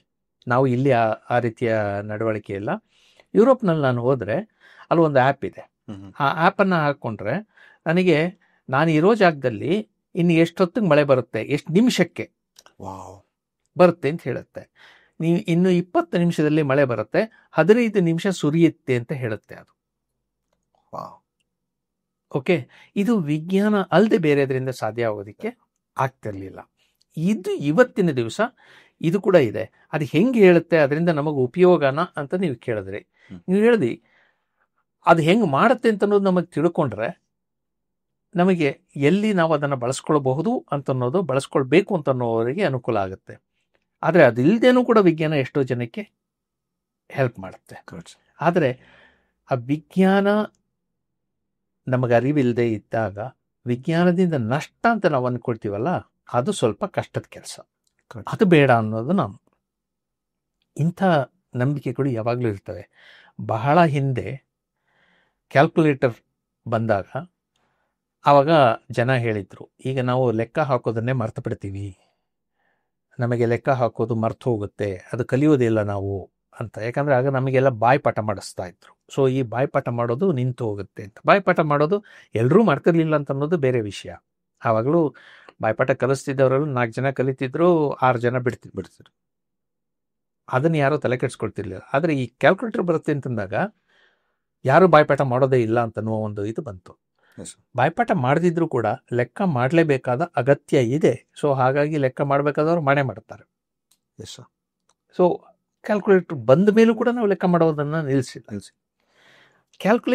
ಕ್ಯಾಲ್ಕುಲೇಟರ್ ಬಂದ ಮೇಲೆ ಆಗಿರುವಂಥ ಅನುಕೂಲಗಳೇನು ಅಂತ ಒಂದು ಇದನ್ನು ನೋಡಿ. ನೀವು ಇವತ್ತೊಂದು ಅಂಗಡಿಗೆ ಹೋಗ್ತೀರಿ ಅಂತ ಇಟ್ಕೊಳ್ಳಿ. ಅಂಗಡಿ ಒಂದೊಂದು ಕ್ಯಾಲ್ಕುಲೇಟರ್ ಇಟ್ಕೊಂಡಿರ್ತಾನೆ. ನೀವೊಂದು 10 ಸಾಮಾನು ತೊಗೊಂಡ್ರೆ ಅವನು ಆ ಕ್ಯಾಲ್ಕುಲೇಟರ್ನಲ್ಲಿ ಎಲ್ಲ ಲೆಕ್ಕ ಹಾಕ್ಬಿಟ್ಟು ಟಕ್ ಅಂತ ಕೊಟ್ಬಿಡ್ತಾನೆ. ನೀವು ಅದನ್ನು ನಂಬ್ಕೊಂಡು ಬಂದುಬಿಡ್ತೀರಾ. ನೀವು ಪರಿಶೀಲನೆ ಮಾಡೋದಕ್ಕೆ ಹೋಗೋದಿಲ್ಲ. ಕರೆಕ್ಟ್. ಓಕೆ, ಅದು ನಮ್ಮ ದೋಷ. ಅದಕ್ಕೆ ಕ್ಯಾಲ್ಕುಲೇಟರ್ನ ದೂರಿ ತಪ್ಪಿಲ್ಲ. ಆದರೆ ಇನ್ನೊಂದು ವಿಷಯವನ್ನು ನೀವು ಗಮನಿಸಬೇಕು ಅಂದರೆ, ಆ ಕ್ಯಾಲ್ಕುಲೇಟರ್ನಲ್ಲಿ ಅವನು ಲೆಕ್ಕ ಹಾಕೋದ್ರಿಂದ ಸಾಕಷ್ಟು ಟೈಮ್ ಉಳಿಸ್ತಿದ್ದಾನೆ ಅವನು. ಇಲ್ಲಾಂದರೆ ನಾವು ಅವನು ಪೂರ್ತಿ ಲೆಕ್ಕ ಹಾಕೋರಿಗೆ ಚೀಟಿ, ನಮ್ಮ ಕಾಲದಲ್ಲಿ ಏನು ಮಾಡ್ತಿದ್ರು ಅಂದರೆ ಚೀಟಿನಲ್ಲಿ ಬರ್ಕೊಂಡು ಇಟ್ಕೊಂಡಿರೋರು. ಹಳೆಯದು ನ್ಯೂಸ್ ಪೇಪರ್ ಬರ್ತಿತ್ತು, ಅದ್ರ ಮೇಲೆ ಬರ್ಕೊಳ್ಳೋರು, ಬರ್ಕೊಂಡು ಲೆಕ್ಕ ಹಾಕಿಬಿಟ್ಟು ಆಮೇಲೆ ಅದನ್ನು ಹರಿದು ನಮಗೆ ಕೊಟ್ಟು ಕಳಿಸೋರು. ಕರೆಕ್ಟ್. ಅದಕ್ಕೆ ಎಷ್ಟು ಟೈಮ್ ತಗೊಳುತ್ತೆ, ಇದಕ್ಕೆ ಎಷ್ಟು ಟೈಮ್ ತಗೊಳುತ್ತೆ. ಅಕ್ಯುರೇಸಿನೂ ಇಂಪ್ರೂವ್ ಆಗುತ್ತೆ, ಟೈಮ್ ಉಳಿಯುತ್ತೆ. ಸೊ ಅವನು ಹೆಚ್ಚು ವ್ಯಾಪಾರ ಮಾಡೋದಕ್ಕೆ ಅವನಿಗೆ ಸುಲಭ ಆಗುತ್ತೆ.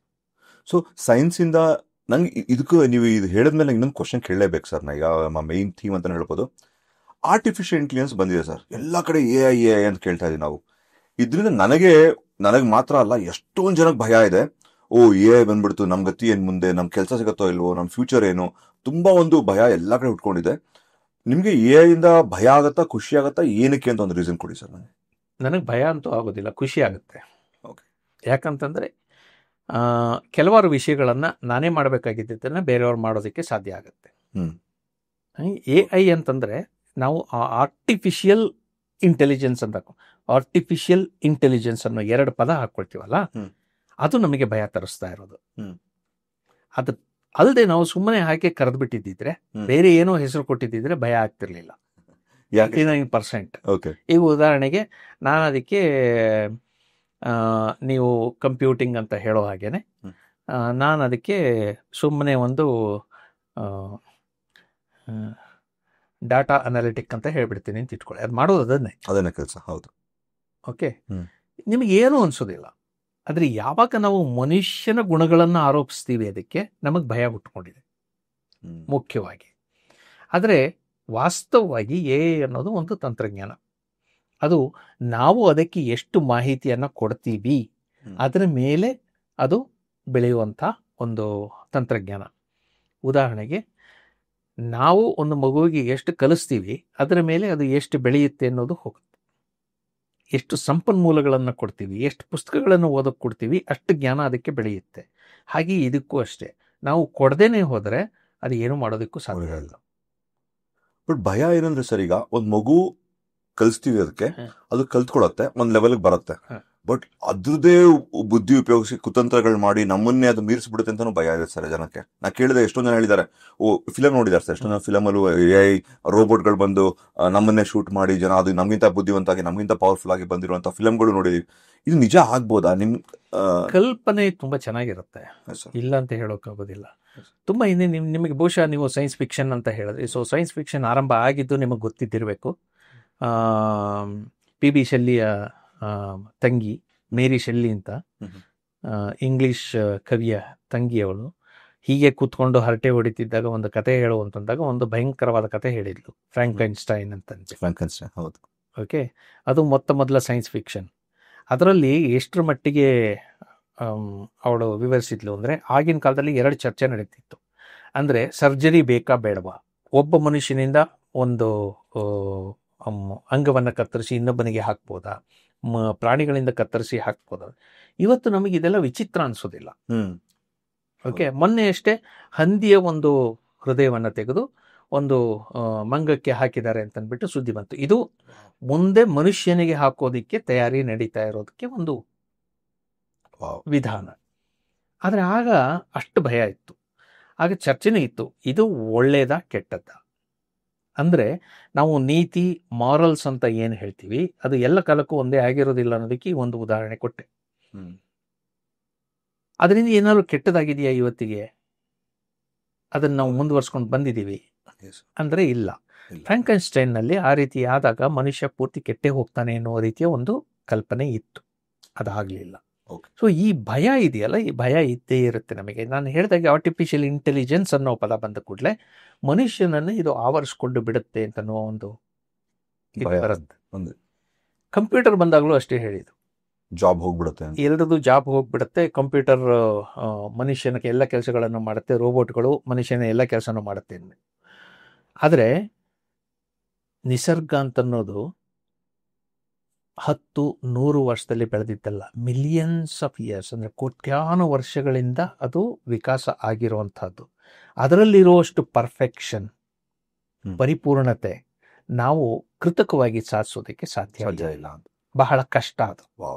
ಓಕೆ, ಇದನ್ನು ನಾವು ಗಮನದಲ್ಲಿಟ್ಕೊಂಡ್ರೆ, ನಾನು ವಿಕಾಸದ ವಿದ್ಯಾರ್ಥಿಯಾಗಿ ಹೇಳೋದು, ಇದನ್ನು ನಾವು ಗಮನದಲ್ಲಿಟ್ಕೊಂಡ್ರೆ ನಮಗೆ ಗೊತ್ತಿರುವಂಥ 400-500 ವರ್ಷಗಳಲ್ಲಿ ನಾವು ಇಷ್ಟೆಲ್ಲ ಬದಲಾವಣೆ ಮಾಡಿದ್ರು ಕೂಡ ಬಹುಶಃ ನಾವು ನಿಸರ್ಗವನ್ನು ಮೀರೋದು ಬಹಳ ಕಷ್ಟ. ಇವಕ್ಕೆ ಹಲವಾರು ಉದಾಹರಣೆಗಳನ್ನು ಎಲ್ಲರೂ ಕೊಡ್ತಾರೆ.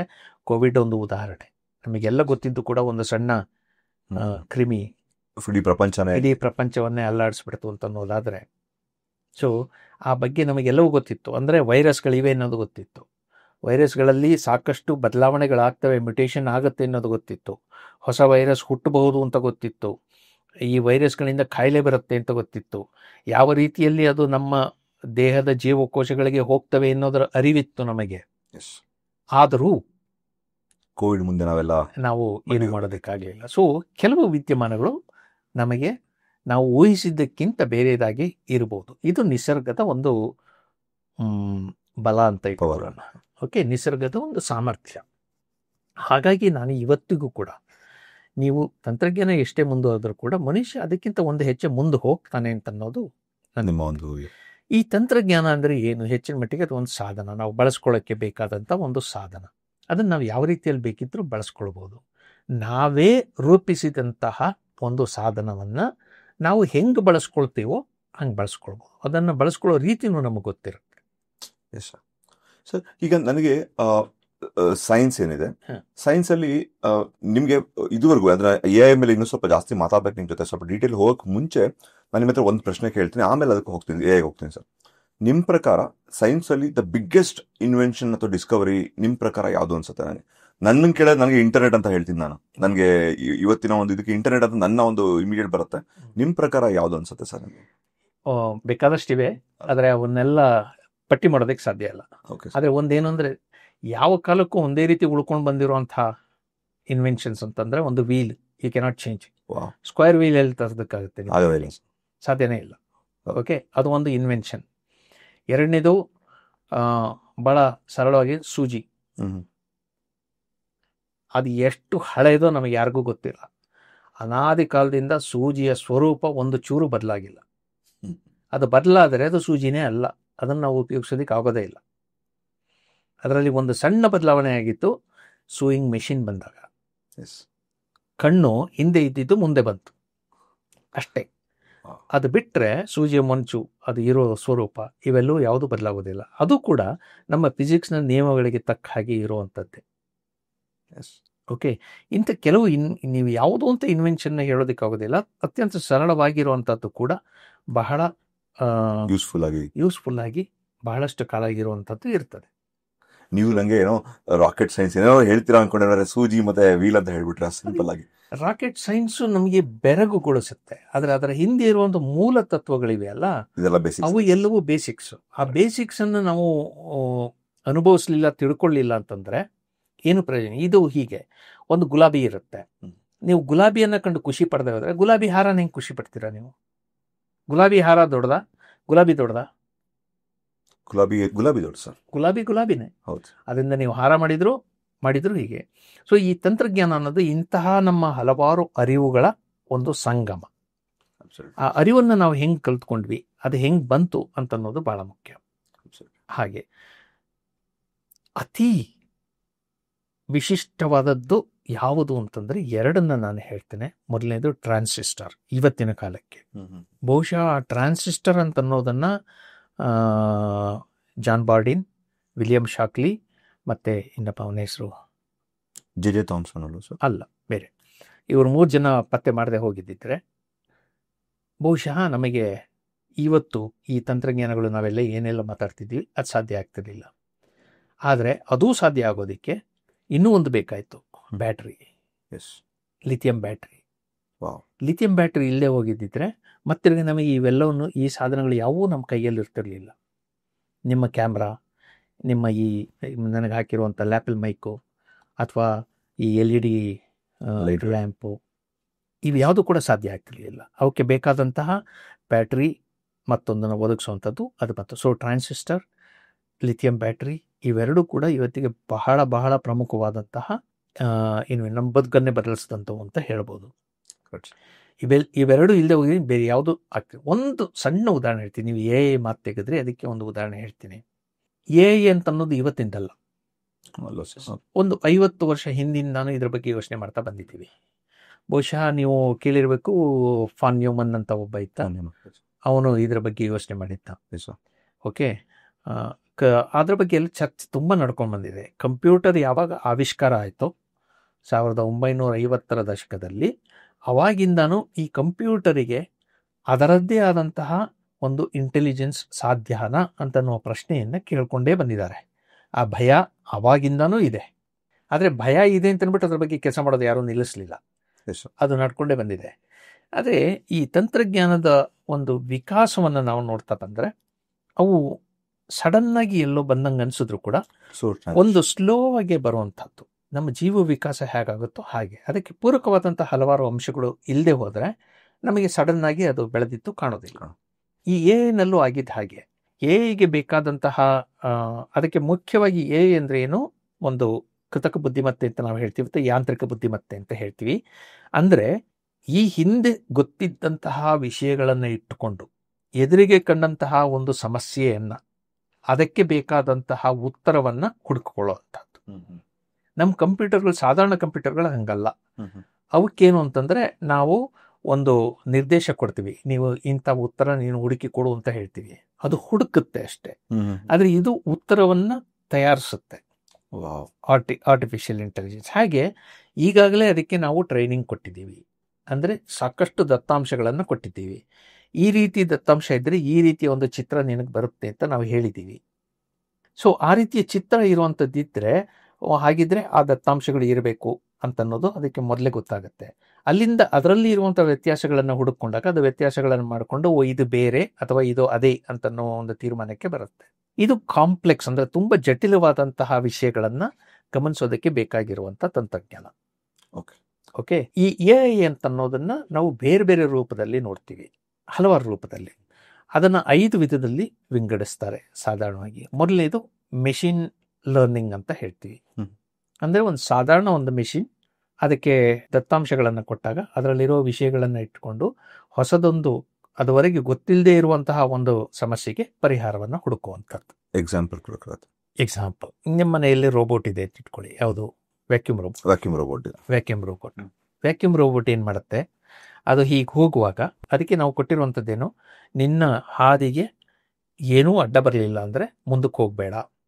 ಓಕೆ, ಯಾಕಂದರೆ ಅಲ್ಲಿ ಹಳ್ಳ ಇರ್ಬೋದು ಅಷ್ಟೇ. ಸೊ ಅದೇನು ಮಾಡುತ್ತೆ, ಮುಂದಕ್ಕೆ ಹೋಗೋದಕ್ಕೆ ಮೆಟ್ಲತ್ರನೂ ನಿಂತ್ಕೊಳ್ಳುತ್ತೆ, ಅಥವಾ ಆ ರೀತಿ ಬೇರೆ ಇದಿರುವಂಥದ್ದು ಹತ್ರನೂ ನಿಂತ್ಕೊಳ್ಳುತ್ತೆ. ಒಂದು ಮಗು ಹಾಗೆ ಮಾಡೋದಿಲ್ಲ. ಒಂದು ಮಗುವಿಗೂ ಗೊತ್ತು, ಅದೇ ತೀರ್ಮಾನವನ್ನು ಮಾಡಿದ್ರೆ ಮಗು ಆ ಮೆಟ್ಲಿಂದ ಕೆಳಗೆ ಇಳಿದು ಹೋಗೋದಕ್ಕೆ ಪ್ರಯತ್ನ ಪಡುತ್ತೆ, ಇದು ಮಾಡ್ತಾ ಇಲ್ಲ. ಇದು ಒಂದಿದು. ಸೊ ಅದಕ್ಕೆ ವಿಷಯವನ್ನು ನಾವು ಹೀಗೆ ಮಾಡು ಅಂತ ಹೇಳಿರ್ತೀವಿ, ಅಲ್ಲಿ ಅದು ತೀರ್ಮಾನ ತಗೊಳುತ್ತೆ ಎಲ್ಲಿಗೆ ಹೋದಾಗ. ಹಾಗೆ ಅದರ ಸ್ವಂತ ಕ್ರಿಯೇಷನ್ ಅಲ್ಲ, ಬಟ್ ನಾವು ಕೊಟ್ಟ ಇನ್ಪುಟ್ಸ್ ಅನ್ನೇ ಅದು ಆ ಸಂದರ್ಭಕ್ಕೆ ತಕ್ಕಂಗೆ ಬಳಸ್ಕೊಳ್ತಾ ಇದೆ. ಆದರೆ ಅದು ನಡೆದಾಡೋ ರೀತಿ, ಓಡಾಡೋ ರೀತಿ, ತಿರುಗೋ ರೀತಿ, ಇದನ್ನೆಲ್ಲ ನೋಡಿದಾಗ ಓಹೋ ಇದಕ್ಕೆಲ್ಲೋ ಜೀವ ಇದೆ, ಇದಕ್ಕೆಲ್ಲೋ ಬುದ್ಧಿವಂತಿಕೆ ಇದೆ ಅಂತ ನಮಗನ್ಸುತ್ತೆ. ಓಕೆ, ಸೊ ಈಗ ಸುಮ್ಮನೆ ಅದೊಂದು ಎಕ್ಸಾಂಪಲ್ ಕೇಳ್ತೀನಿ ಸರ್. ಇದರಲ್ಲಿ ಮಿಷಿನ್ ಲರ್ನಿಂಗ್ ಈ ಥರ ವರ್ಕ್ ಆಗುತ್ತಾ ಅಂತ ಹೇಳಿ ನನಗೆ. ಈಗ ಒಂದು ರೋಬೋಟೇ ತಗೊಳ್ಳೋಣ, ಈಗ ಒಂದು ವ್ಯಾಕ್ಯೂಮ್ ರೋಬೋಟೇ, ಅದು ಇಡೀ ಹಾಲ್ನ ಹಿಂಗೆ ಕ್ಲೀನ್ ಮಾಡ್ತಾ ಇರುತ್ತೆ. ನೆನ್ನೆ ಮಾಡಿರುತ್ತೆ ಅಷ್ಟು ಜಾಗ ಕ್ಲೀನ್ ಮಾಡ್ಬೋದು. ಅಲ್ಲಿ ಮೆಟ್ಲಿದೆ, ಇಲ್ಲೊಂದು ಮೆಟ್ಲಿದೆ, ಅಲ್ಲಿ ಹೋಗಲ್ಲ, ಅಲ್ಲಿ ನೋಡುತ್ತೆ ಮೆಟ್ಲಿದೆ ಅಂತ ಹೋಗಲ್ಲ, ಮೆಟ್ಲಿದೆ ಅಂತ ಹೋಗಲ್ಲ. ಈ ಹಾಲ್ ಎಲ್ಲ ಕ್ಲೀನ್ ಮಾಡ್ತಾ ಇರುತ್ತೆ. ನಾ ಸಡನ್ ಆಗಿ ಹಾಲ್ ಒಂದು ಹಳ್ಳ ತೆಗೆದುಬಿಡ್ತಿದ್ದೆ ಅನ್ಕೊಳ್ಳೋಣ, ಒಂದು ಹಳ್ಳ ಇದೆ. ನೆಕ್ಸ್ಟ್ ಡೇ ಬರುತ್ತೆ, ನೆನ್ನೆ ಅಲ್ಲಿ ಹೋಗಿದೆ, ಅದು ಇವತ್ತು ಬಿದ್ಬಿಡುತ್ತಾ ಅಥವಾ ಕಲ್ತ್ಕೊಂಡು ಅಲ್ಲಿ ಹೋಗಲ್ವಾ? ಹೋಗಲ್ಲ. ಅದೇ ಮಿಷಿನ್ ಲರ್ನಿಂಗ್. ಯಾಕಂದ್ರೆ ಅದರದ್ದು ನೀವು ಆ ಜಾಗವನ್ನು ಕ್ಲೀನ್ ಮಾಡುವಂತಷ್ಟೇ ಹೇಳಿಲ್ಲ, ಅದು ನಡೆದಾಡೋದಕ್ಕೆ ನೀವು ಕೊಟ್ಟಿರುವಂತಹ ಕಲಿಕೆ ಏನಿದೆ, ಅಂದ್ರೆ ಶಿಕ್ಷಣ ಏನಿದೆ, ಅದು ಎದುರುಗಡೆ ನೀನು ಹಳ್ಳ ಕಂಡಾಗ ಅಥವಾ ನೀನು ನಡೆಯೋದಕ್ಕಿಂತ ತಗ್ಗಿದ್ದಾಗ ಮುಂದೆ ಹೋಗಬೇಡ ಅಂತ ಅದಕ್ಕೆ ಇನ್ಸ್ಟ್ರಕ್ಷನ್ ಅದು ಲರ್ನ್ ಮಾಡಿ ಅದು ಕಲ್ತ್ಕೊಂಡು ಮುಂದೆ ಹೋಗುತ್ತೆ. ಸೊ ಮೆಟ್ಲಿಗಿಂದ ಇಳಿದೇ ಇರೋದಕ್ಕೆ ನೀವು ಏನ್ ನಿರ್ದೇಶ ಕೊಟ್ಟಿದ್ದೀರೋ ಅದೇ ಇದಕ್ಕೂ ಅಪ್ಲೈ ಆಗುತ್ತೆ ಅಂದ್ಬಿಟ್ಟು ಅದು ಮುಂದೆ ಹೋಗೋದಿಲ್ಲ, ಹಾಗಾಗಿ ಹಳ್ಳಕ್ಕೆ ಬೀಳೋದಿಲ್ಲ. ಅಂಡರ್ಸ್ಟ್ಯಾಂಡ್ಸ್. ಇದಕ್ಕೆ ಬ್ಯೂಟಿಫುಲ್ ಆಗಿ ಒಂದು ಎಕ್ಸಾಂಪಲ್ ಅಂತಂದ್ರೆ, ಒಂದು ವಿಡಿಯೋ ವಾಟ್ಸಪ್ಪಲ್ಲೋ ಎಲ್ಲೋ ನಾನು ನೋಡಿದೆ. ಒಂದು ಟೇಬಲ್ ಮೇಲೆ ರೋಬೋ ಇಟ್ಬಿಟ್ಟು ಸುತ್ತ ಒಂದಷ್ಟು ಗ್ಲಾಸ್ಗಳು ಇಟ್ಬಿಡ್ತಾರೆ. ಆ ರೋಬೋ ಆನ್ ಮಾಡಿಬಿಟ್ಟು ಬಿಟ್ಬಿಡ್ತಾರೆ. ಅದು ಗ್ಲಾಸ್ಗಳು ಒಬ್ಬೊಬ್ಬರದ್ದು ಒಂದೊಂದು ಕಲರ್ ಇರುತ್ತೆ, ಆಟದ್ದು. ಒಬ್ಬೊಬ್ಬ ಒಂದೊಂದು ಕಲರ್ ಚೂಸ್ ಮಾಡ್ಕೋಬೇಕು. ಯಾರದ್ದು ಬಣ್ಣದ ಲೋಟ ಪೂರ್ತಿ ಹೊರಗೆ ಬಿದ್ದೋಗುತ್ತೋ ಅದು. ಆದರೆ ಆ ರೋಬೋ ಆ ಪ್ರತಿಯೊಂದನ್ನು ತಡೆ ಅಂತ ಅನ್ಕೊಂಡು ಅದು ಸುತ್ತಾಡ್ತಾ ಹೋಗೋದ್ರಿಂದ ನಿರ್ದಿಷ್ಟವಾಗಿ ಅದು ಇಂಥ ಬಣ್ಣವನ್ನಾಗ್ಲಿ ಅಂಥ ಬಣ್ಣವನ್ನಾಗ್ಲಿ ಹುಡುಕಿ ಹೋಗಿ ಮಾಡೋದಿಲ್ಲ. ಆದರೆ ಒಂದು ಮಗು ಅದನ್ನ ಮಾಡುತ್ತೆ. ಸೊ ಇದು ಯಾಂತ್ರಿಕ ಬುದ್ಧಿಮತ್ತೆ ಮತ್ತು ಮನುಷ್ಯನ ಡಿಫ್ರೆನ್ಸ್. ಓಕೆ, ಈಗ ನಿಮ್ಮ ಪ್ರಶ್ನೆ ಏನು ಅಂದ್ರೆ, ಅದು ಮಗುವಿನ ರೀತಿಯಲ್ಲಿ ಅದು ಕಲ್ತ್ಕೊಳ್ಳೋದಕ್ಕೆ ಸಾಧ್ಯವಾ ಅಂತನ್ನೋದು ಇದುವರೆಗೂ ಆಗಿಲ್ಲ. ಓಕೆ, ಸೊ ಈಗ 5 ವಿಧದ AI ಅಂತ ಹೇಳ್ತಾ ಇದ್ದೆ. ಒಂದು ಮೆಷಿನ್ ಲರ್ನಿಂಗ್ ಅಂತ ಹೇಳಿದೆ, ಇನ್ನೊಂದು ನ್ಯಾಚುರಲ್ ಲ್ಯಾಂಗ್ವೇಜ್ ಪ್ರೊಸೆಸಿಂಗ್ ಅಂತ, NLP ಅಂತ ಹೇಳಿ. ನ್ಯಾಚುರಲ್ ಲ್ಯಾಂಗ್ವೇಜ್ ಪ್ರೊಸೆಸಿಂಗ್ ಅಂದರೆ ನಾವು ಕಂಪ್ಯೂಟರ್ನಲ್ಲಿ, ಈಗ ನಾವು ಕಂಪ್ಯೂಟರ್ನ ಜೊತೆಗೆ ಕೆಲಸ ಮಾಡೋದಕ್ಕೆ ಹೋಗಬೇಕಾದ್ರೆ ಕಂಪ್ಯೂಟರ್ಗೆ ನಾವು ನಿರ್ದೇಶ ಕೊಡ್ತೇವೆ ಕೀಬೋರ್ಡ್ ಮೂಲಕ.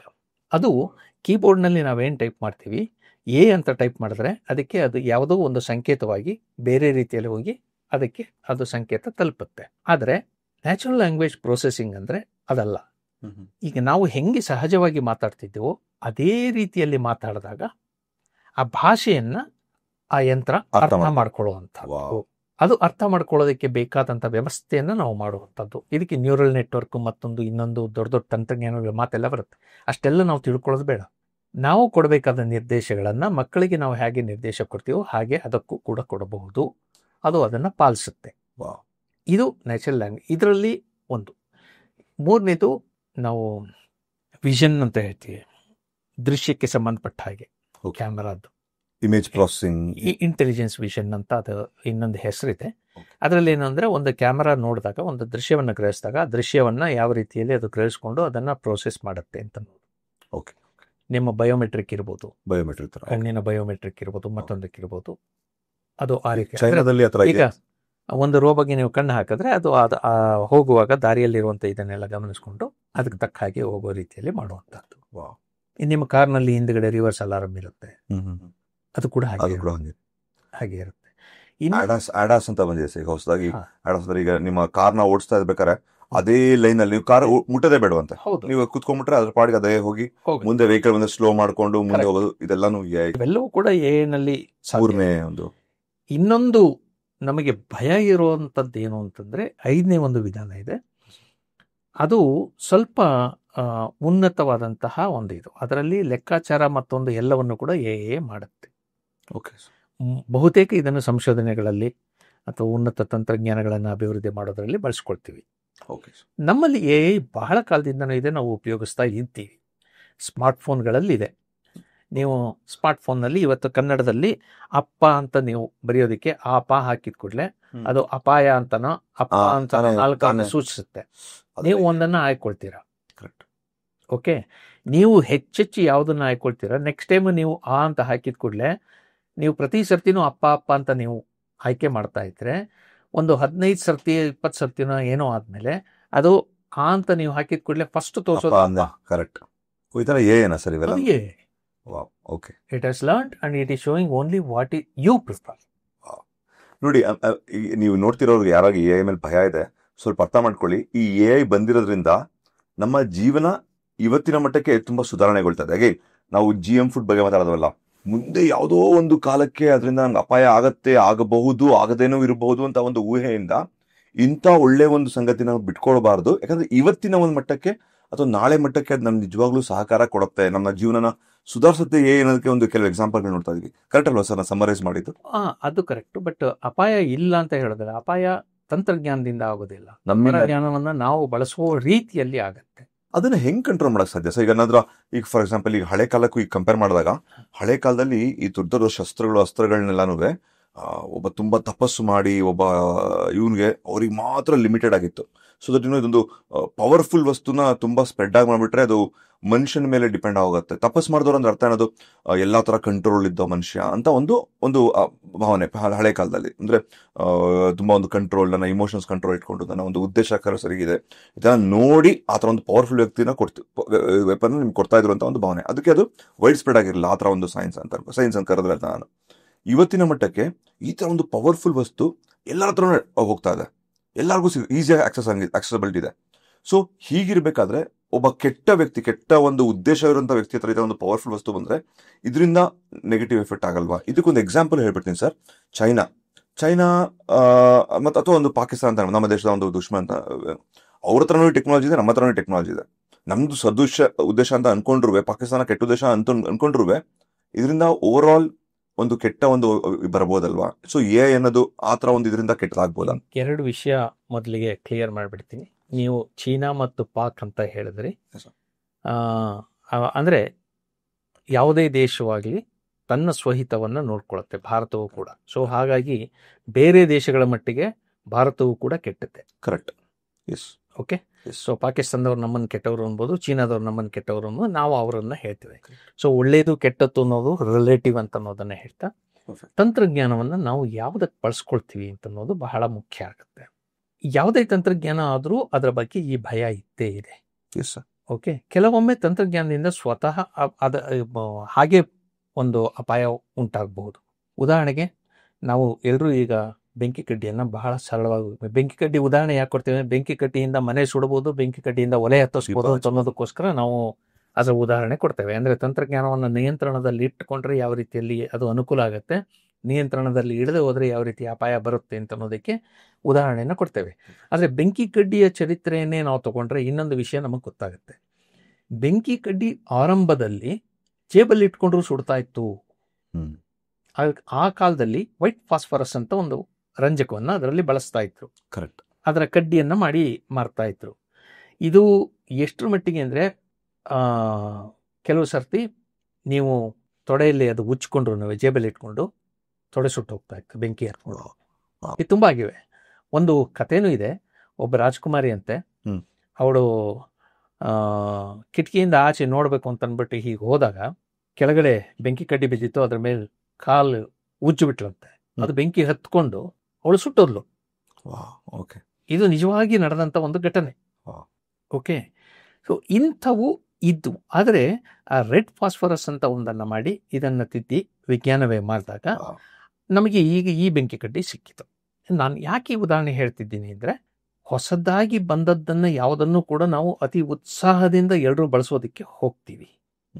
ವಿಜ್ಞಾನದ ಚರಿತ್ರೆಯಲ್ಲಿ ಇದಕ್ಕೆ ಸಾವಿರಾರು ಉದಾಹರಣೆಗಳಿವೆ. ಎಲ್ಲವನ್ನು ಕೂಡ ಅತಿ ಒಳ್ಳೆಯದು ಅಂತ ಅಂದ್ಕೊಂಡು ನಾವು ಬಳಸೋದಕ್ಕೆ ಹೋಗ್ತೀವಿ. ಆದರೆ ಅದು ಅಪಾಯ ಅಂತ ಗೊತ್ತಾದಾಗ, ಅದು ಕೂಡ ವಿಜ್ಞಾನನೇ ಹೇಳಬೇಕು, ಅಪಾಯ ಅಂತ ಗೊತ್ತಾದಾಗ ಅದನ್ನು ತಿದ್ದುಕೊಳ್ಳೋದು ಹೇಗೆ ಅಂತ ನಾವು ಪ್ರಯತ್ನ ಪಡ್ತೇವೆ. ಇವತ್ತು ವಿಜ್ಞಾನ ಕೆಟ್ಟದ್ದು ಅಂತ ದೂರೋದಕ್ಕೆ ಪ್ಲಾಸ್ಟಿಕ್ನ ಉದಾಹರಣೆ ಕೊಡ್ತೀವಿ, ಪೆಸ್ಟಿಸೈಡ್ ಉದಾಹರಣೆ ಕೊಡ್ತೀವಿ, ಮತ್ತೊಂದು ಉದಾಹರಣೆ ಕೊಡ್ತೀವಿ. ಇವೆಲ್ಲವೂ ಕೆಟ್ಟದ್ದು, ಇವುಗಳಿಂದ ಈ ಅಪಾಯ ಬರುತ್ತೆ ಅಂತ ಹೇಳಿದ್ದು ವಿಜ್ಞಾನ. ಸೊ ಹಾಗಾಗಿ ವಿಜ್ಞಾನ ಅಥವಾ ತಂತ್ರಜ್ಞಾನ ಸ್ವತಃ ಅವು ಅಪಾಯ ತರೋದಲ್ಲ, ಅಪಾಯ ನಾವು ಉಂಟು ಮಾಡೋ ರೀತಿಯಲ್ಲಿ ನಡ್ಕೊಳ್ತೀವಿ. ಈ ನಡ್ಕೊಳ್ಳೋ ವಿಚಾರದಲ್ಲಿ ಬಂದಾಗ, AI ವಿಚಾರದಲ್ಲಿ ಬಂದಾಗಲೂ ಹೀಗೆ ಇದೆ. AI ಎರಡು ವಿಷಯ ನಾವು ಗಮನಿಸಬೇಕು. AI ಈಗಲೂ ಕೂಡ ಒಂದು ಸಣ್ಣ ಮಗುವಿನ ಹಾಗೆ. ಅದಕ್ಕೆ ನಾವು ಏನು ಕಲಿಸ್ತೀವಿ ಅದನ್ನೇ ಹೇಳುತ್ತೆ. ಉದಾಹರಣೆಗೆ ಒಂದು ಮಗು ಇದೆ ಅಂತ ಇಟ್ಕೊಳ್ಳಿ. ನಿಮ್ಮ ಮನೆಯಲ್ಲಿ ನೀವು ತುಂಬ ಸುಸಂಸ್ಕೃತವಾಗಿ ಎಲ್ಲ ಒಳ್ಳೆ ಮಾತನ್ನೇ ಆಡಿರ್ತೀರ, ಅದು ಗೊತ್ತಿರುತ್ತೆ, ಅದನ್ನೇ ಕಲ್ತಿರುತ್ತೆ. ಹೊರಗಡೆ ಹೋಗುತ್ತೆ, ಹೊರಗಡೆ ಹೋದಾಗ ಹೊರಗಡೆ ಬೇರೆ ಯಾರೋ ಏನೋ ಮಾತಾಡಿರ್ತಾರೆ, ಅದನ್ನು ಕಲ್ತ್ಕೊಂಡು ಬರುತ್ತೆ. ಅದಕ್ಕೆ ಅದರ ಅರ್ಥ ಗೊತ್ತಿಲ್ಲ.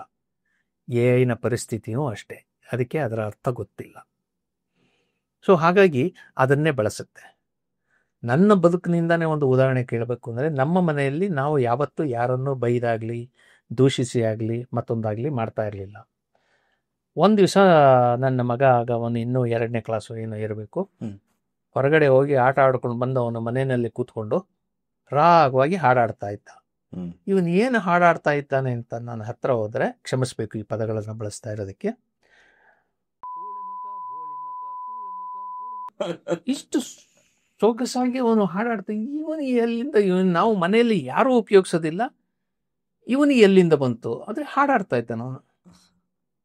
ಕೊನೆಗೆ ಅವನಿಗೆ ನಾವು ಹೇಳಬೇಕಾಯ್ತು, ಇದು ಸರಿಯಲ್ಲಪ್ಪ. ಈ AI ಕೂಡ ಹೀಗೆ, ಗೊತ್ತಿದ್ದೋ ಗೊತ್ತಿಲ್ಲದೇನೋ ಅದು ಕೆಲವು ವಿಷಯಗಳನ್ನು ಮಾಡ್ತದೆ. ಯಾಕಂದರೆ ಅದಕ್ಕೆ ಸುತ್ತಮುತ್ತ ಅಷ್ಟೊಂದು ಮಾಹಿತಿ ಸಿಗ್ತಾ ಇರುತ್ತೆ. ಅದರಲ್ಲಿ ಯಾವುದು ಸರಿ ಯಾವುದು ತಪ್ಪು ಅನ್ನೋ ವಿವೇಚನೆಯನ್ನು ಅದು ಬಹುಶಃ ಮಾಡಲಿಕ್ಕಿಲ್ಲ. ಅದನ್ನು ಕಲಿಸ್ಬೇಕಾದ್ದು ನಮ್ಮ ಧರ್ಮ. ಉದಾಹರಣೆಗೆ ಹೇಳ್ತೀನಿ, ನಾನು AI ಬಂದಾಗ 2023ರಲ್ಲಿ, AI ಅಂದರೆ ಈಗ ನಾವು ಹೆಚ್ಚಿಗೆ ಮಾತಾಡುವಂಥದ್ದು ChatGPT, DeepSeek ಅಥವಾ ಜೆಮಿನಿ, ಮೆಟಾ AI ಇಂಥವುಗಳನ್ನು. ಅದು ಬಂದಾಗ ಮೊದಲನೇದಾಗಿ ನಾನು ನನ್ನ ಪ್ರಶ್ನೆ ಕೇಳಿದೆ, ಕೊಳ್ಳೇಗಾಲ ಶರ್ಮಾ ಅನ್ನೋರ ಬಗ್ಗೆ ಒಂದು 500 ಪದದ ಆರ್ಟಿಕಲ್ ಒಂದು ಲೇಖನ ಕೊಡು. ಬರೀತು ಅದು. ಅದರಲ್ಲಿ ಕೊಳ್ಳೇಗಾಲ ಶರ್ಮಾ ಅವರು, ಅದು ನನಗೆ ಕೊಳ್ಳೇಗಾಲ ಶರ್ಮಾ ಅಂದರೆ ಯಾರು ಅಂತ ಗೊತ್ತಿಲ್ಲ. ಕೊಳ್ಳೇಗಾಲ ಶರ್ಮಾ ಅನ್ನೋರು ಕರ್ನಾಟಕದಲ್ಲಿ ಕನ್ನಡದ ವಿಜ್ಞಾನ ಲೇಖಕರು. ಅದು ತಕ್ಷಣ ಬರೀತು, ಕೊಳ್ಳೇಗಾಲ ಶರ್ಮಾ ಅವರು ವಿಜ್ಞಾನ ಲೇಖಕರು, ಇವರು MSc ಫಿಸಿಕ್ಸ್ ಮಾಡಿದ್ದಾರೆ, ಇಂಡಿಯನ್ ಇನ್ಸ್ಟಿಟ್ಯೂಟ್ ಆಫ್ ಸೈನ್ಸ್ನಿಂದ ಫಿಸಿಕ್ಸ್ ಮಾಡಿದ್ದಾರೆ, ಒಂದು 10 ಪುಸ್ತಕಗಳನ್ನು ಬರೆದಿದ್ದಾರೆ, 3 ಬಹುಮಾನಗಳು ಬಂದಿವೆ ಅಂತೆಲ್ಲ ಬರೀತು. ಯಾವುದೂ ಸತ್ಯ ಅಲ್ಲ. ಆದರೆ ಅದು ಹೇಗೆ ಅಲ್ಲಿ ಬಂದಿರ್ಬೋದು ಅಂತಂದರೆ, ಒಬ್ಬ ವಿಜ್ಞಾನ ಲೇಖಕ ಅಂತನ್ನುವನು ಏನಾಗಿರಬಹುದು ಅನ್ನುವ ಊಹೆ ಅದಕ್ಕಿದೆ. ಹೇಗೆ ಅಂದರೆ ಆ ದತ್ತಾಂಶಗಳಿವೆ. ಪಾಶ್ಚಿಮಾತ್ಯ ದೇಶಗಳಲ್ಲಿ ಅತಿ ಹೆಚ್ಚಿನ ಮಟ್ಟಿಗೆ ಜನಪ್ರಿಯ ವಿಜ್ಞಾನವನ್ನು ಬರೆದಿರುವಂತಹ ಜನಪ್ರಿಯರಾಗಿರುವಂತಹ ಲೇಖಕರಲ್ಲಿ ಈ ಕೆಲಸ ಮಾಡಿದ್ದಾರೆ. ಫಿಸಿಕ್ಸ್ನವರು ಜಾಸ್ತಿ, ಜೀವ ವಿಜ್ಞಾನದವರು ಕಡಿಮೆ. ಓಕೆ, ಅದನ್ನು ಅದು ಗಮನದಲ್ಲಿಟ್ಕೊಂಡು ಮಾಡಿದೆ. 2ನೇ ಅಂಶ, ಇಂಡಿಯನ್ ಇನ್ಸ್ಟಿಟ್ಯೂಟ್ ಆಫ್ ಸೈನ್ಸ್ ಅಂತ ಯಾಕೆ ಹಾಕ್ತು ಅಂತಂದರೆ, ಭಾರತೀಯನಾದ್ದರಿಂದ ಭಾರತದಲ್ಲಿ ಅತ್ಯುತ್ತಮವಾದಂತಹ ಇನ್ಸ್ಟಿಟ್ಯೂಟ್ ಯಾವುದು ನೋಡ್ಕೊಂಡಿದೆ ಅಷ್ಟೇ. ಎಲ್ಲ ಇನ್ಸ್ಟಿಟ್ಯೂಟ್ಗಳು ತಮ್ಮ ಇದನ್ನೆಲ್ಲ ಹಾಕೋದು. ಈಗ ಉದಾಹರಣೆಗೆ ನಮ್ಮ ಗೌರ್ಮೆಂಟ್ ಶಾಲೆಯಲ್ಲಿ ನಾನು ಬೆಳೆದು ಬಂದಿದ್ರು ಕೂಡ, ಅದಕ್ಕೆ ನನ್ನ ಬಗ್ಗೆ ಅಷ್ಟೊಂದು ಹೆಮ್ಮೆ ಇದ್ರೂ ಕೂಡ ಅದರ ವೆಬ್ಸೈಟ್ ಇಲ್ಲದೆ ಇರೋದ್ರಿಂದ, ಮತ್ತೊಂದು ಇಲ್ಲದೆ ಇರೋದ್ರಿಂದ ಆ ಮಾಹಿತಿ ಅದಕ್ಕೆ ಸಿಕ್ಕೋದಿಲ್ಲ ನಾನು ಕೊಡದೇ ಇದ್ದರೆ. ಹಾಗಾಗಿ ಏನಾಗಿದೆ, ಅದು ಅದನ್ನು ಅಲ್ಲಿ ಹೇಳಿರುತ್ತೆ. ಈಗ ಮಾಹಿತಿಯನ್ನು ಕೊಡೋರು ಯಾರು? ನಾವೇ ಕೊಡಬೇಕು. ಇದು ಬಹಳ ಮುಖ್ಯವಾದಂಥ ಅಂಶ. ಸೊ ಆರ್ಟಿಫಿಷಿಯಲ್ ಇಂಟೆಲಿಜೆನ್ಸ್ನ ಸಾಧ್ಯತೆಗಳೇನಿವೆ ಅದರ ಜೊತೆಗೆ ಅದರ ತೊಂದರೆಗಳು ಇವೆ. ಅದು ತನ್ನತ್ರ ಇರುವಂತಹ ಮಾಹಿತಿಯನ್ನು ಇಟ್ಕೊಂಡು ನಿಮಗೆ ಉತ್ತರವನ್ನು ಕೊಡುತ್ತೆ. ಆ ಉತ್ತರವನ್ನು ನೀವು ಪರಿಶೀಲಿಸಲಿಲ್ಲ ಅಂದರೆ ಅದು ಕೂಡ ಅದು ಸತ್ಯ ಅಂತಲೇ ನಂಬ್ಕೊಳ್ಳುತ್ತೆ. ಯಾಕಂದ್ರೆ ನೀವು ತಿದ್ದಲಿಲ್ಲ ಅಂತಂದರೆ ಮತ್ತೆ ಮತ್ತೆ ಅದೇ ಸುಳ್ಳು ಅದನ್ನು ನಂಬಿಕೊಂಡು ಹೋಗುತ್ತೆ. ಸಣ್ಣ ಮಕ್ಕಳು ಕೂಡ ತಾವು ಹೇಳೋ ಸುಳ್ಳನ್ನು ತಾವೇ ನಂಬಿಕೊಂಡು ಹೋಗ್ತಾರೆ. ದೊಡ್ಡವರು ಕೂಡ ಈ ಅಭ್ಯಾಸ ಇದೆ. ಆ ರೀತಿಯಲ್ಲಿ ಆರ್ಟಿಫಿಷಿಯಲ್ ಇಂಟೆಲಿಜೆನ್ಸ್ ಕೂಡ ಮಾಡುತ್ತೆ. ಆ ಆರ್ಟಿಫಿಷಿಯಲ್ ಇಂಟೆಲಿಜೆನ್ಸನ್ನು ತಿದ್ದೋದನ್ನೇ ನಾವು ಟ್ರೈನಿಂಗ್ ಅಂತ ಹೇಳ್ತೀವಿ. ಸೂಪರ್ ಸಮರೈಸ್ ಮಾಡಿದ್ದೀರಾ ಆಕ್ಚುಲಿ. ಯಾಕಂದ್ರೆ ನೋಡಿ, ನನಗೆ ಇದೊಂದು ಭಯನ ನನಗೂ ಹೆಂಗೆ ಆನ್ಸರ್ ಮಾಡ್ಬೇಕು ಗೊತ್ತಿರಲಿಲ್ಲ ಯಾರೋ ಈ ಪ್ರಶ್ನೆ ನಾನು ಕೇಳಿದಾಗ. ಎನಿ ಟೆಕ್ನಾಲಜಿ, ಈಗ ಕೇಳೋರ್ಗೂ ಅರ್ಥ ಆಗ್ಬೋದು ಇದು.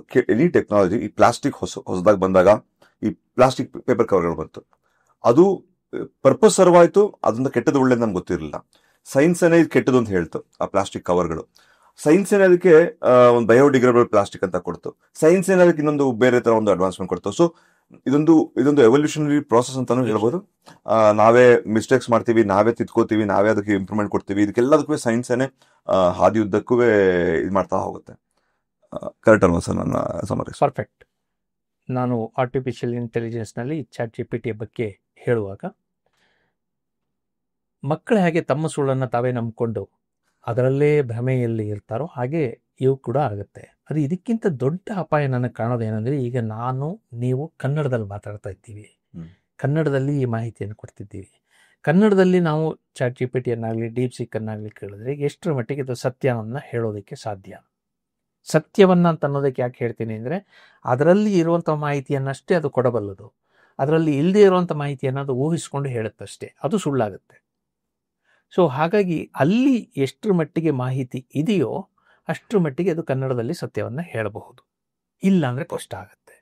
ಸೊ ನಾನು ನೋಡುವಂಥ ಒಂದು ದೊಡ್ಡ ಅಪಾಯ ಅಂದರೆ, ChatGPT ನಮ್ಮನ್ನೆಲ್ಲ ಮನುಷ್ಯರ ಬುದ್ಧಿಮತ್ತೆಯನ್ನು ಮೀರಿ ಬೆಳೆಯುತ್ತೆ ಅನ್ನೋದಕ್ಕಿಂತ ನಮ್ಮ ಕನ್ನಡಿಗರ ಅಸ್ತಿತ್ವವನ್ನು ಅದು ಅಲ್ಲಾಡಿಸಿ ಬಿಡುತ್ತೆ ಅಂತನ್ನೋದು ಇದು.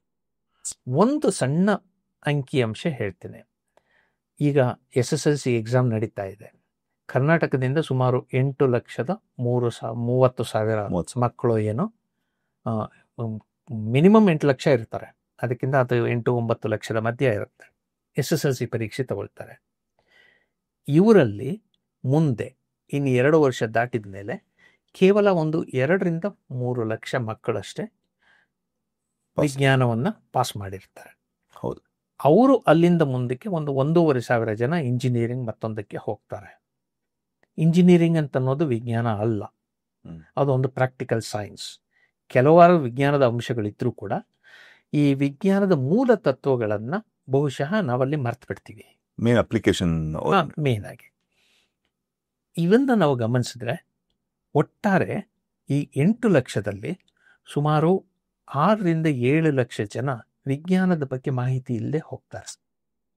ಇವರು ಮುಂದೆ ವಿಜ್ಞಾನದ ಬಗ್ಗೆ ಮಾಹಿತಿ ಕೇಳಬೇಕಾದ್ರೆ ಅವರಿಗೆ ಸೋರ್ಸ್ ಎಲ್ಲಿದೆ? ಇಂಗ್ಲೀಷ್ ಅಷ್ಟೇ.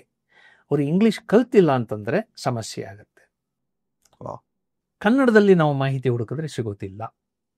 ಹಾಗಾಗಿ ಈಗ ನಾವು ಕನ್ನಡದವರು ಮಾಡಬೇಕಾದಂಥ ಜರೂರು AI ಬಳಸ್ಕೊಂಡು AI ನಾವು ಎಷ್ಟರ ಮಟ್ಟಿಗೆ ಸಾಧ್ಯ ಆಗುತ್ತೆ ಅಷ್ಟರ ಮಟ್ಟಕ್ಕೂ ಕಲಿಸುವ ಪ್ರಯತ್ನ ಮಾಡಬೇಕು. ಇಲ್ಲಾಂದರೆ ಈ AI ಕೂಡ ಕನ್ನಡಿಗರು ಬಳಸೋದಕ್ಕೆ ಕಷ್ಟ ಆಗುತ್ತೆ. ಇದು ಬಹಳ ಮುಖ್ಯ. ಓಕೆ, ಯಾಕಂದರೆ AI ನಾವು ಕನ್ನಡದಲ್ಲಿ ಪ್ರಶ್ನೆಗಳನ್ನು ಕೇಳಿದಾಗ ಅದು ಕನ್ನಡದಲ್ಲಿ ಉತ್ತರಿಸುವಂಥ ಸಾಮರ್ಥ್ಯ ಇರಬೇಕು. ಅದು ನಮ್ಮ ನಿತ್ಯ ಜೀವನದಲ್ಲಿ ಉಪಯುಕ್ತವಾಗುತ್ತೆ ಅನ್ನೋದಾದರೆ. ಆದರೆ ಅದಕ್ಕೆ ತಂತ್ರಜ್ಞಾನ ಅದಕ್ಕೊಂದು ಉಪಾಯನ ಹುಡುಕ್ಬೋದು. ನೀವು ಅದರಲ್ಲಿ ಮಾಹಿತಿ ಇಂಗ್ಲೀಷ್ನಲ್ಲೇ ಇದ್ದರೂ ಕನ್ನಡದಲ್ಲಿ ಕೇಳಿದಾಗ ಅದು ಆಯ್ದು ನಮಗೆ ಕೊಡಬಹುದು. ಅದು ಅನುವಾದ ಮಾಡಿ ಮತ್ತು ಕನ್ನಡಕ್ಕೆ ಅದು ನಮಗೆ ಹೇಳ್ಬೋದು. ಆ ಸಾಧ್ಯತೆ ಇದೆ, ಇಲ್ಲ ಅಂತ ನಾನು ಹೇಳೋದಿಲ್ಲ. ಆದರೆ ಆ ಮಾಹಿತಿ ಸತ್ಯ ಆಗಬೇಕಾದ್ರೆ ಆ ಮಾಹಿತಿ ಅದಕ್ಕೆ ಸಿಗಬೇಕು. ಅದು ಮಾತ್ರ ನಾವೇ ಕೊಡಬೇಕು. Super sir. ನನಗೆ ನೀವು ನಂಬರ್ಸ್ ಹೇಳಿದಾಗ 8 ಲಕ್ಷ ಜನ ಚಿಲ್ಲರೆ SSLC ಬರೀತಾರೆ, ಅದರಲ್ಲಿ 6.5 ಲಕ್ಷ ಜನ ಸೈನ್ಸಿಂದ ದೂರ ಹೋಗ್ತಾರೆ ಅಂತ ಹೇಳಿದ್ರೆ ನೀವು, ಅದು ಕೇಳಿದ ತಕ್ಷಣ ನಂಗೆ ಭಯ ಆಗ್ತಾ ಇದೆ. ಸೈನ್ಸ್ ಅನ್ನೋದು ಎಷ್ಟು ಇಂಪಾರ್ಟೆಂಟ್. ನೀವು ಹೇಳಿದ ಪ್ರಕಾರ ನಾವು ನಮ್ಮ ಜೀವನದ ಇಂಪ್ರೂವ್ಮೆಂಟ್ಗೋಸ್ಕರ, ನಮ್ಮ ಜೀವನದ ಹಾದಿ ಹಿಡ್ಕೊಳ್ಳೋಕ್ಕೆ, ಬರೀ ಜಾಬು ಬರೀ ಎಕ್ಸಾಮ್ ಅದಕ್ಕೆ ಮಾತ್ರ ಅಲ್ಲ, ಜೀವನದಲ್ಲಿ ಇದು ಕೂಡ ಸೈನ್ಸ್ ತುಂಬ ಬೇಕು ಅಂತ ಹೇಳ್ತಾ ಇದ್ದೀರಾ. ಅದರಿಂದ ಹೊರಗೋಟೋದ್ರೆ ತುಂಬಾ ಕಷ್ಟಗಳಾಗತ್ತೆ. ಅಂದ್ರೆ ಆಶ್ಚರ್ಯ ಆಗತ್ತೆ ನಂಗೆ ಅಷ್ಟೊಂದು ಜನ ಹೋಗ್ತಿದಾರಲ್ಲ ಅಂತ. ಅವರು ಇದು ತುಂಬಾ ಒಂದು ಕೆಟ್ಟ ಒಂದು ದಾರಿ ಇರೋ ಸರ್ ನಮ್ಗೆ ಹೋಗ್ತಿರೋದು. ಯಾಕಂದ್ರೆ 6.5 ಲಕ್ಷ ಜನನೂ ಸೈನ್ಸ್ ಬರ್ಬೇಕು, ಅವರು ಸೈನ್ಸ್ ಕಲಿಬೇಕು. ಅವರು ಇದು ಏನನ್ಸುತ್ತೆ ಸರ್ ನಿಮ್ಗೆ ಸೈನ್ಸ್? 6.5 ಲಕ್ಷ ಜನ ಕೂಡ ಸೈನ್ಸ್ ಅನ್ನೇ ಕಲೀರಿ ಅಂತ ನಾನು ಹೇಳಲಿಲ್ಲ. ಆದರೆ ನೀವು ಆಗಲೇ ಕೇಳಿದ ಹಾಗೆ ಸೈನ್ಸ್ ಅನ್ನೋದು ಹಲವಾರು ಪ್ರಶ್ನೆಗಳಿಗೆ ಉತ್ತರ ಕೊಡ್ತದೆ. ಸೈನ್ಸ್ ಇಲ್ಲದೇನೂ ಕೂಡ ನಾವು ಇಡ್ಲಿ ಮಾಡ್ಬೋದು ಅಂತ ಹೇಳಿದ್ರಿ. ಅದರ ಬಗ್ಗೆ ಇಡ್ಲಿ ಮಾಡೋದ್ರ ಬಗ್ಗೆ ತಿಳ್ಕೊಳ್ಳೋದು, ಇಡ್ಲಿ ಮಾಡೋದಕ್ಕೆ ನಮಗೆ ಅದರ ಹಿಂದೆ ಇರುವ ಸೈನ್ಸನ್ನು ತಿಳ್ಕೊಳ್ಳೋ ಅವಶ್ಯಕತೆ ಇಲ್ಲ ಅಂತ ಹೇಳಿದ್ರಿ, ಒಪ್ಕೊಳ್ತೀನಿ. ಆದರೆ ಸಂದರ್ಭ ಬಂದಾಗ, ಕಾರಣ ತಿಳ್ಕೊಳ್ಬೇಕಾದಾಗ, ನಮಗದು ಗೊತ್ತಿಲ್ಲದಿದ್ದಾಗ ಇನ್ನೊಬ್ಬ ನಮ್ಮನ್ನು ದಾರಿ ತಪ್ಪಿಸಬಹುದು, ಮೋಸ ಮಾಡಬಹುದು. ಆ ಸಾಧ್ಯತೆಗಳು ತುಂಬ ಇರ್ತವೆ. ವಿಜ್ಞಾನದ ವಿಷಯದಲ್ಲಂತೂ ಇದು ತುಂಬಾ ಹೆಚ್ಚು. ನಾನು ನಿಮಗೆ ಒಂದು ಉದಾಹರಣೆ ಕೊಡೋದಕ್ಕೆ ಇಷ್ಟಪಡ್ತೇನೆ. ನನ್ನ ಮಿತ್ರರೊಬ್ಬರು ಮತ್ತು ಅವರ ಪತ್ನಿ, ಇಬ್ಬರು ಚೆನ್ನಾಗಿ ಓದ್ದವರು, ಮಾಡ್ತವ್ರು. ಒಬ್ಬರು ವಿಜ್ಞಾನ ಚೆನ್ನಾಗಿ ತಿಳ್ಕೊಂಡವರು, ಇನ್ನೊಬ್ಬರು ಕಲೆ. ಇಲ್ಲಿ ಏನು ಸಮಸ್ಯೆ ಆಯಿತು ಅಂತಂದರೆ, ಮಿತ್ರರಿಗೆ ಒಂದು ಆಪರೇಷನ್ ಆಗಬೇಕಾಯ್ತು, ಹಾರ್ಟ್ನಲ್ಲಿ ಒಂದು ಆಪರೇಷನ್. ಅದಕ್ಕೆ ಅವರಿಗೆ ವೈದ್ಯರು ಹೇಳಿದಾಗ ಅದು ತುಂಬ ಸುಲಭವಾಗಿ ಅದನ್ನು ಒಪ್ಕೊಂಡ್ರು. ಅದು ಯಾಕಾಗ್ತಿದೆ ಅಂತ ಅನ್ನೋದನ್ನು ಕೇಳಿಕೊಂಡ್ರು, ಒಪ್ಕೊಂಡ್ರು. ಆದರೆ ಅವರ ಹೆಂಡತಿಗೆ ಒಪ್ಕೊಳ್ಳೋದಕ್ಕಾಗಲಿಲ್ಲ. ಯಾಕಂತಂದರೆ ಅದು ಯಾಕೆ ಆಗ್ತಿದೆ, ಯಾಕೆ ಅದನ್ನು ಮಾಡ್ತಿದ್ದಾರೆ ಅಂತ ಅನ್ನೋದು ಆಕೆಗೆ ಪೂರ್ತಿ ಅರ್ಥ ಆಗಿರಲಿಲ್ಲ. ಒಂದು ಭಯ ಇತ್ತು. ಆಮೇಲೆ ಮತ್ತೆ ನಾವು ತಿಳಿಸ್ಕೊಟ್ಟಾಗ ಆಗ ಆಕೆಗೆ ಹೀಗ ಅಂತನ್ನುವ ಧೈರ್ಯ ಬಂತು. ಸೊ ಇದು ಸಹಜವಾಗಿ ನಡೆಯುವಂತಹ ಘಟನೆಗಳು. ಒಂದು ಭಯ ಇರುತ್ತೆ, ಅವ್ರ ಮೇಲೆ ಪ್ರೀತಿಯಿಂದಾಗೂ ಅವ್ರಿಗೆ ಭಯ ಬಂದಿರ್ಬೋದು. ಆದರೆ ಹಾಗಲ್ಲ, ಎಲ್ಲ ಮಾಡಿಕೊಂಡು ಎಲ್ಲ ಧೈರ್ಯ ಇದ್ದಾಗಲೂ ಕೂಡ ಒಂದು ಅನುಮಾನ ಇತ್ತು. ಆ ಅನುಮಾನ ಪರಿಹಾರ ಆಗೋದಕ್ಕೆ ಬೇರೆ ಯಾವ ರೀತಿಯಲ್ಲಿ ಅಂತ ವಿವರಿಸಬೇಕಾಯ್ತು. ಸೊ ವಿಜ್ಞಾನ ಅಂತನ್ನೋದು ಈ ರೀತಿಯಲ್ಲಿ ಯಾವ ಸಂದರ್ಭದಲ್ಲಿ ನಮಗೆ ಬೇಕಾಗುತ್ತೆ ಅಂತ ಹೇಳೋದಕ್ಕೆ ಆಗೋದಿಲ್ಲ. ನೀವು ಒಬ್ಬ ಫೈನಾನ್ಷಿಯಲ್ ಎಕ್ಸ್ಪರ್ಟ್, ನಾನು ನಿಮ್ಮ ಫೈನಾನ್ಸ್ ಇದರಲ್ಲಿ ನೀವು ಎಕ್ಸ್ಪರ್ಟ್, ಸಾಕಷ್ಟು ಓದ್ಕೊಂಡಿದ್ದೀರಾ, ತಿಳ್ಕೊಂಡಿದ್ದೀರಾ. ಆದರೆ ವಿಜ್ಞಾನದ ಬಗ್ಗೆ ಬಂದಾಗ ನೀವು ಕೂಡ ಅಜ್ಞಾನಿ ಅಂತಲೇ ನಾನು ಹೇಳ್ತೇನೆ. ಹಾಗೆ ನಾನು ವಿಜ್ಞಾನದ ಬಗ್ಗೆ ತಿಳ್ಕೊಂಡಿದ್ರು, ಸ್ಟಾಕ್ ಮಾರ್ಕೆಟ್ನ ಬಗ್ಗೆ ನಾನು ಅಷ್ಟೇ ಅಜ್ಞಾನಿ. ಓಕೆ, ಅದರ ಬಗ್ಗೆ ಅದನ್ನು ನಾನು ನಿತ್ಯ ಬಳಸಬೇಕಾದಂಥ ಸಂದರ್ಭ ಬಂದಾಗ ನನಗೆ ಅದರ ಬಗ್ಗೆ ತಿಳ್ಕೊಳ್ಳೇಬೇಕಾದಂಥ ಅವಶ್ಯಕತೆ ಇರುತ್ತೆ. ವಿಜ್ಞಾನ ನಮ್ಮ ಜೀವನದಲ್ಲಿ ಪ್ರತಿಯೊಂದರಲ್ಲೂ ಇರೋದ್ರಿಂದ ಅದರ ಬಗ್ಗೆ ತಿಳ್ಕೊಳ್ಳೋದು ಅವಶ್ಯ ಅಂತ ನಾನು ಹೇಳ್ತೇನೆ. ಸ್ಟಾಕ್ ಮಾರ್ಕೆಟ್ ಇರೋದಿಲ್ಲ. Correct, absolutely.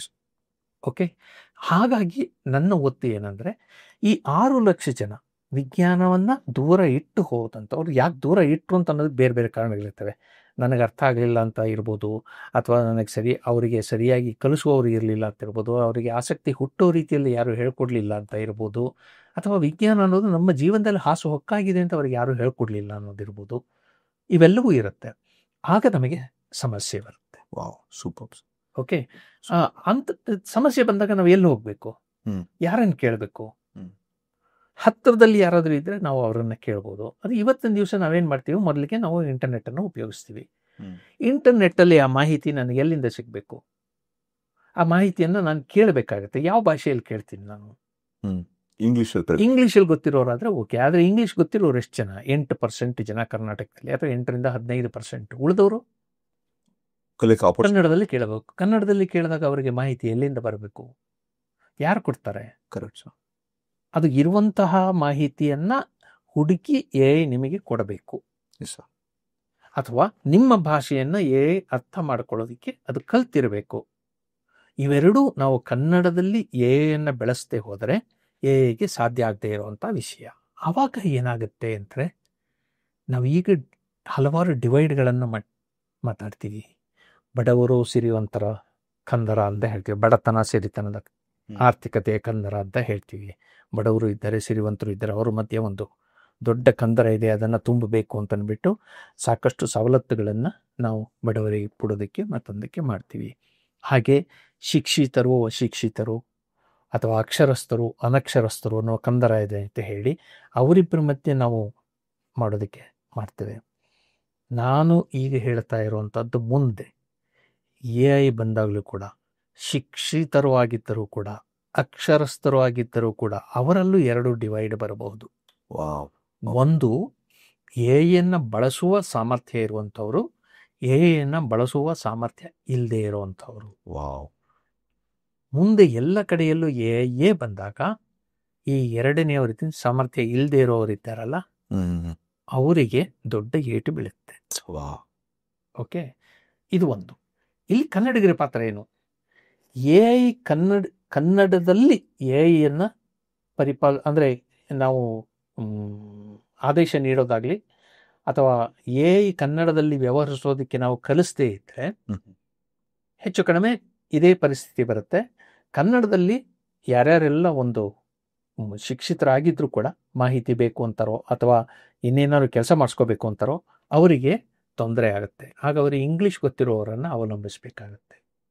ವಾವ್. ಅಂದ್ರೆ ಈಗ ಸರ್ ಏನು ಹೇಳ್ತಾರೆ ಅಂದ್ರೆ, ಎ ಐ ಜೊತೆ ನೀವು ಕೆಲಸ ಮಾಡಲಿಲ್ಲ ಅಂದ್ರೆ ಮುಂದೆ ಬರುವಂತಹ ಡಿವೈಡ್, ಇವನ್ ಶ್ರೀಮಂತ ಮತ್ತೆ ಬಡವ ಅಂತ ಏನು ಡಿವೈಡ್ ಇದೆ, ಅದು ನಾಳೆ ಒಂದು ಈ ಎ ಐ ಡಿವೈಡ್ ಅಂತಾನೆ ಹೇಳ್ಬೋದು ಅಥವಾ ಡಿಜಿಟಲ್ ಡಿವೈಡ್ ಅಂತಾನೆ ಹೇಳ್ಕೋಬೋದಲ್ವಾ ಸರ್? ನಾಳೆ ಡಿಜಿಟಲ್ ಡಿವೈಡ್ ಈಗಲೇ ಇದೆ. ಕೆಲವರು ಡಿಜಿಟಲ್ ಇದನ್ನ ಅಂದ್ರೆ ಉಪಯೋಗಿಸೋದಿಲ್ಲ, ಕಂಪ್ಯೂಟರ್ ಮತ್ತೊಂದು ಎಲ್ಲ ಉಪಯೋಗಿಸೋದಕ್ಕೆ ಹೆದರುವಂತವ್ರು ತುಂಬಾ ಜನ ಇರ್ತಾರೆ. ಆದ್ರೆ ಕಂಪ್ಯೂಟರ್ ಉಪಯೋಗಿಸುವವರಲ್ಲಿ ಕೂಡ ಅದರಲ್ಲೂ ಎ ಐ ಉಪಯೋಗಿಸಿಲ್ಲ ಅಂದ್ರೆ ಇನ್ನೂ ಒಂದು ಡಿವೈಡ್ ಬರುತ್ತೆ. ವಾವ್ ಅಂತ ಅನ್ನೋದು ಒಂದು.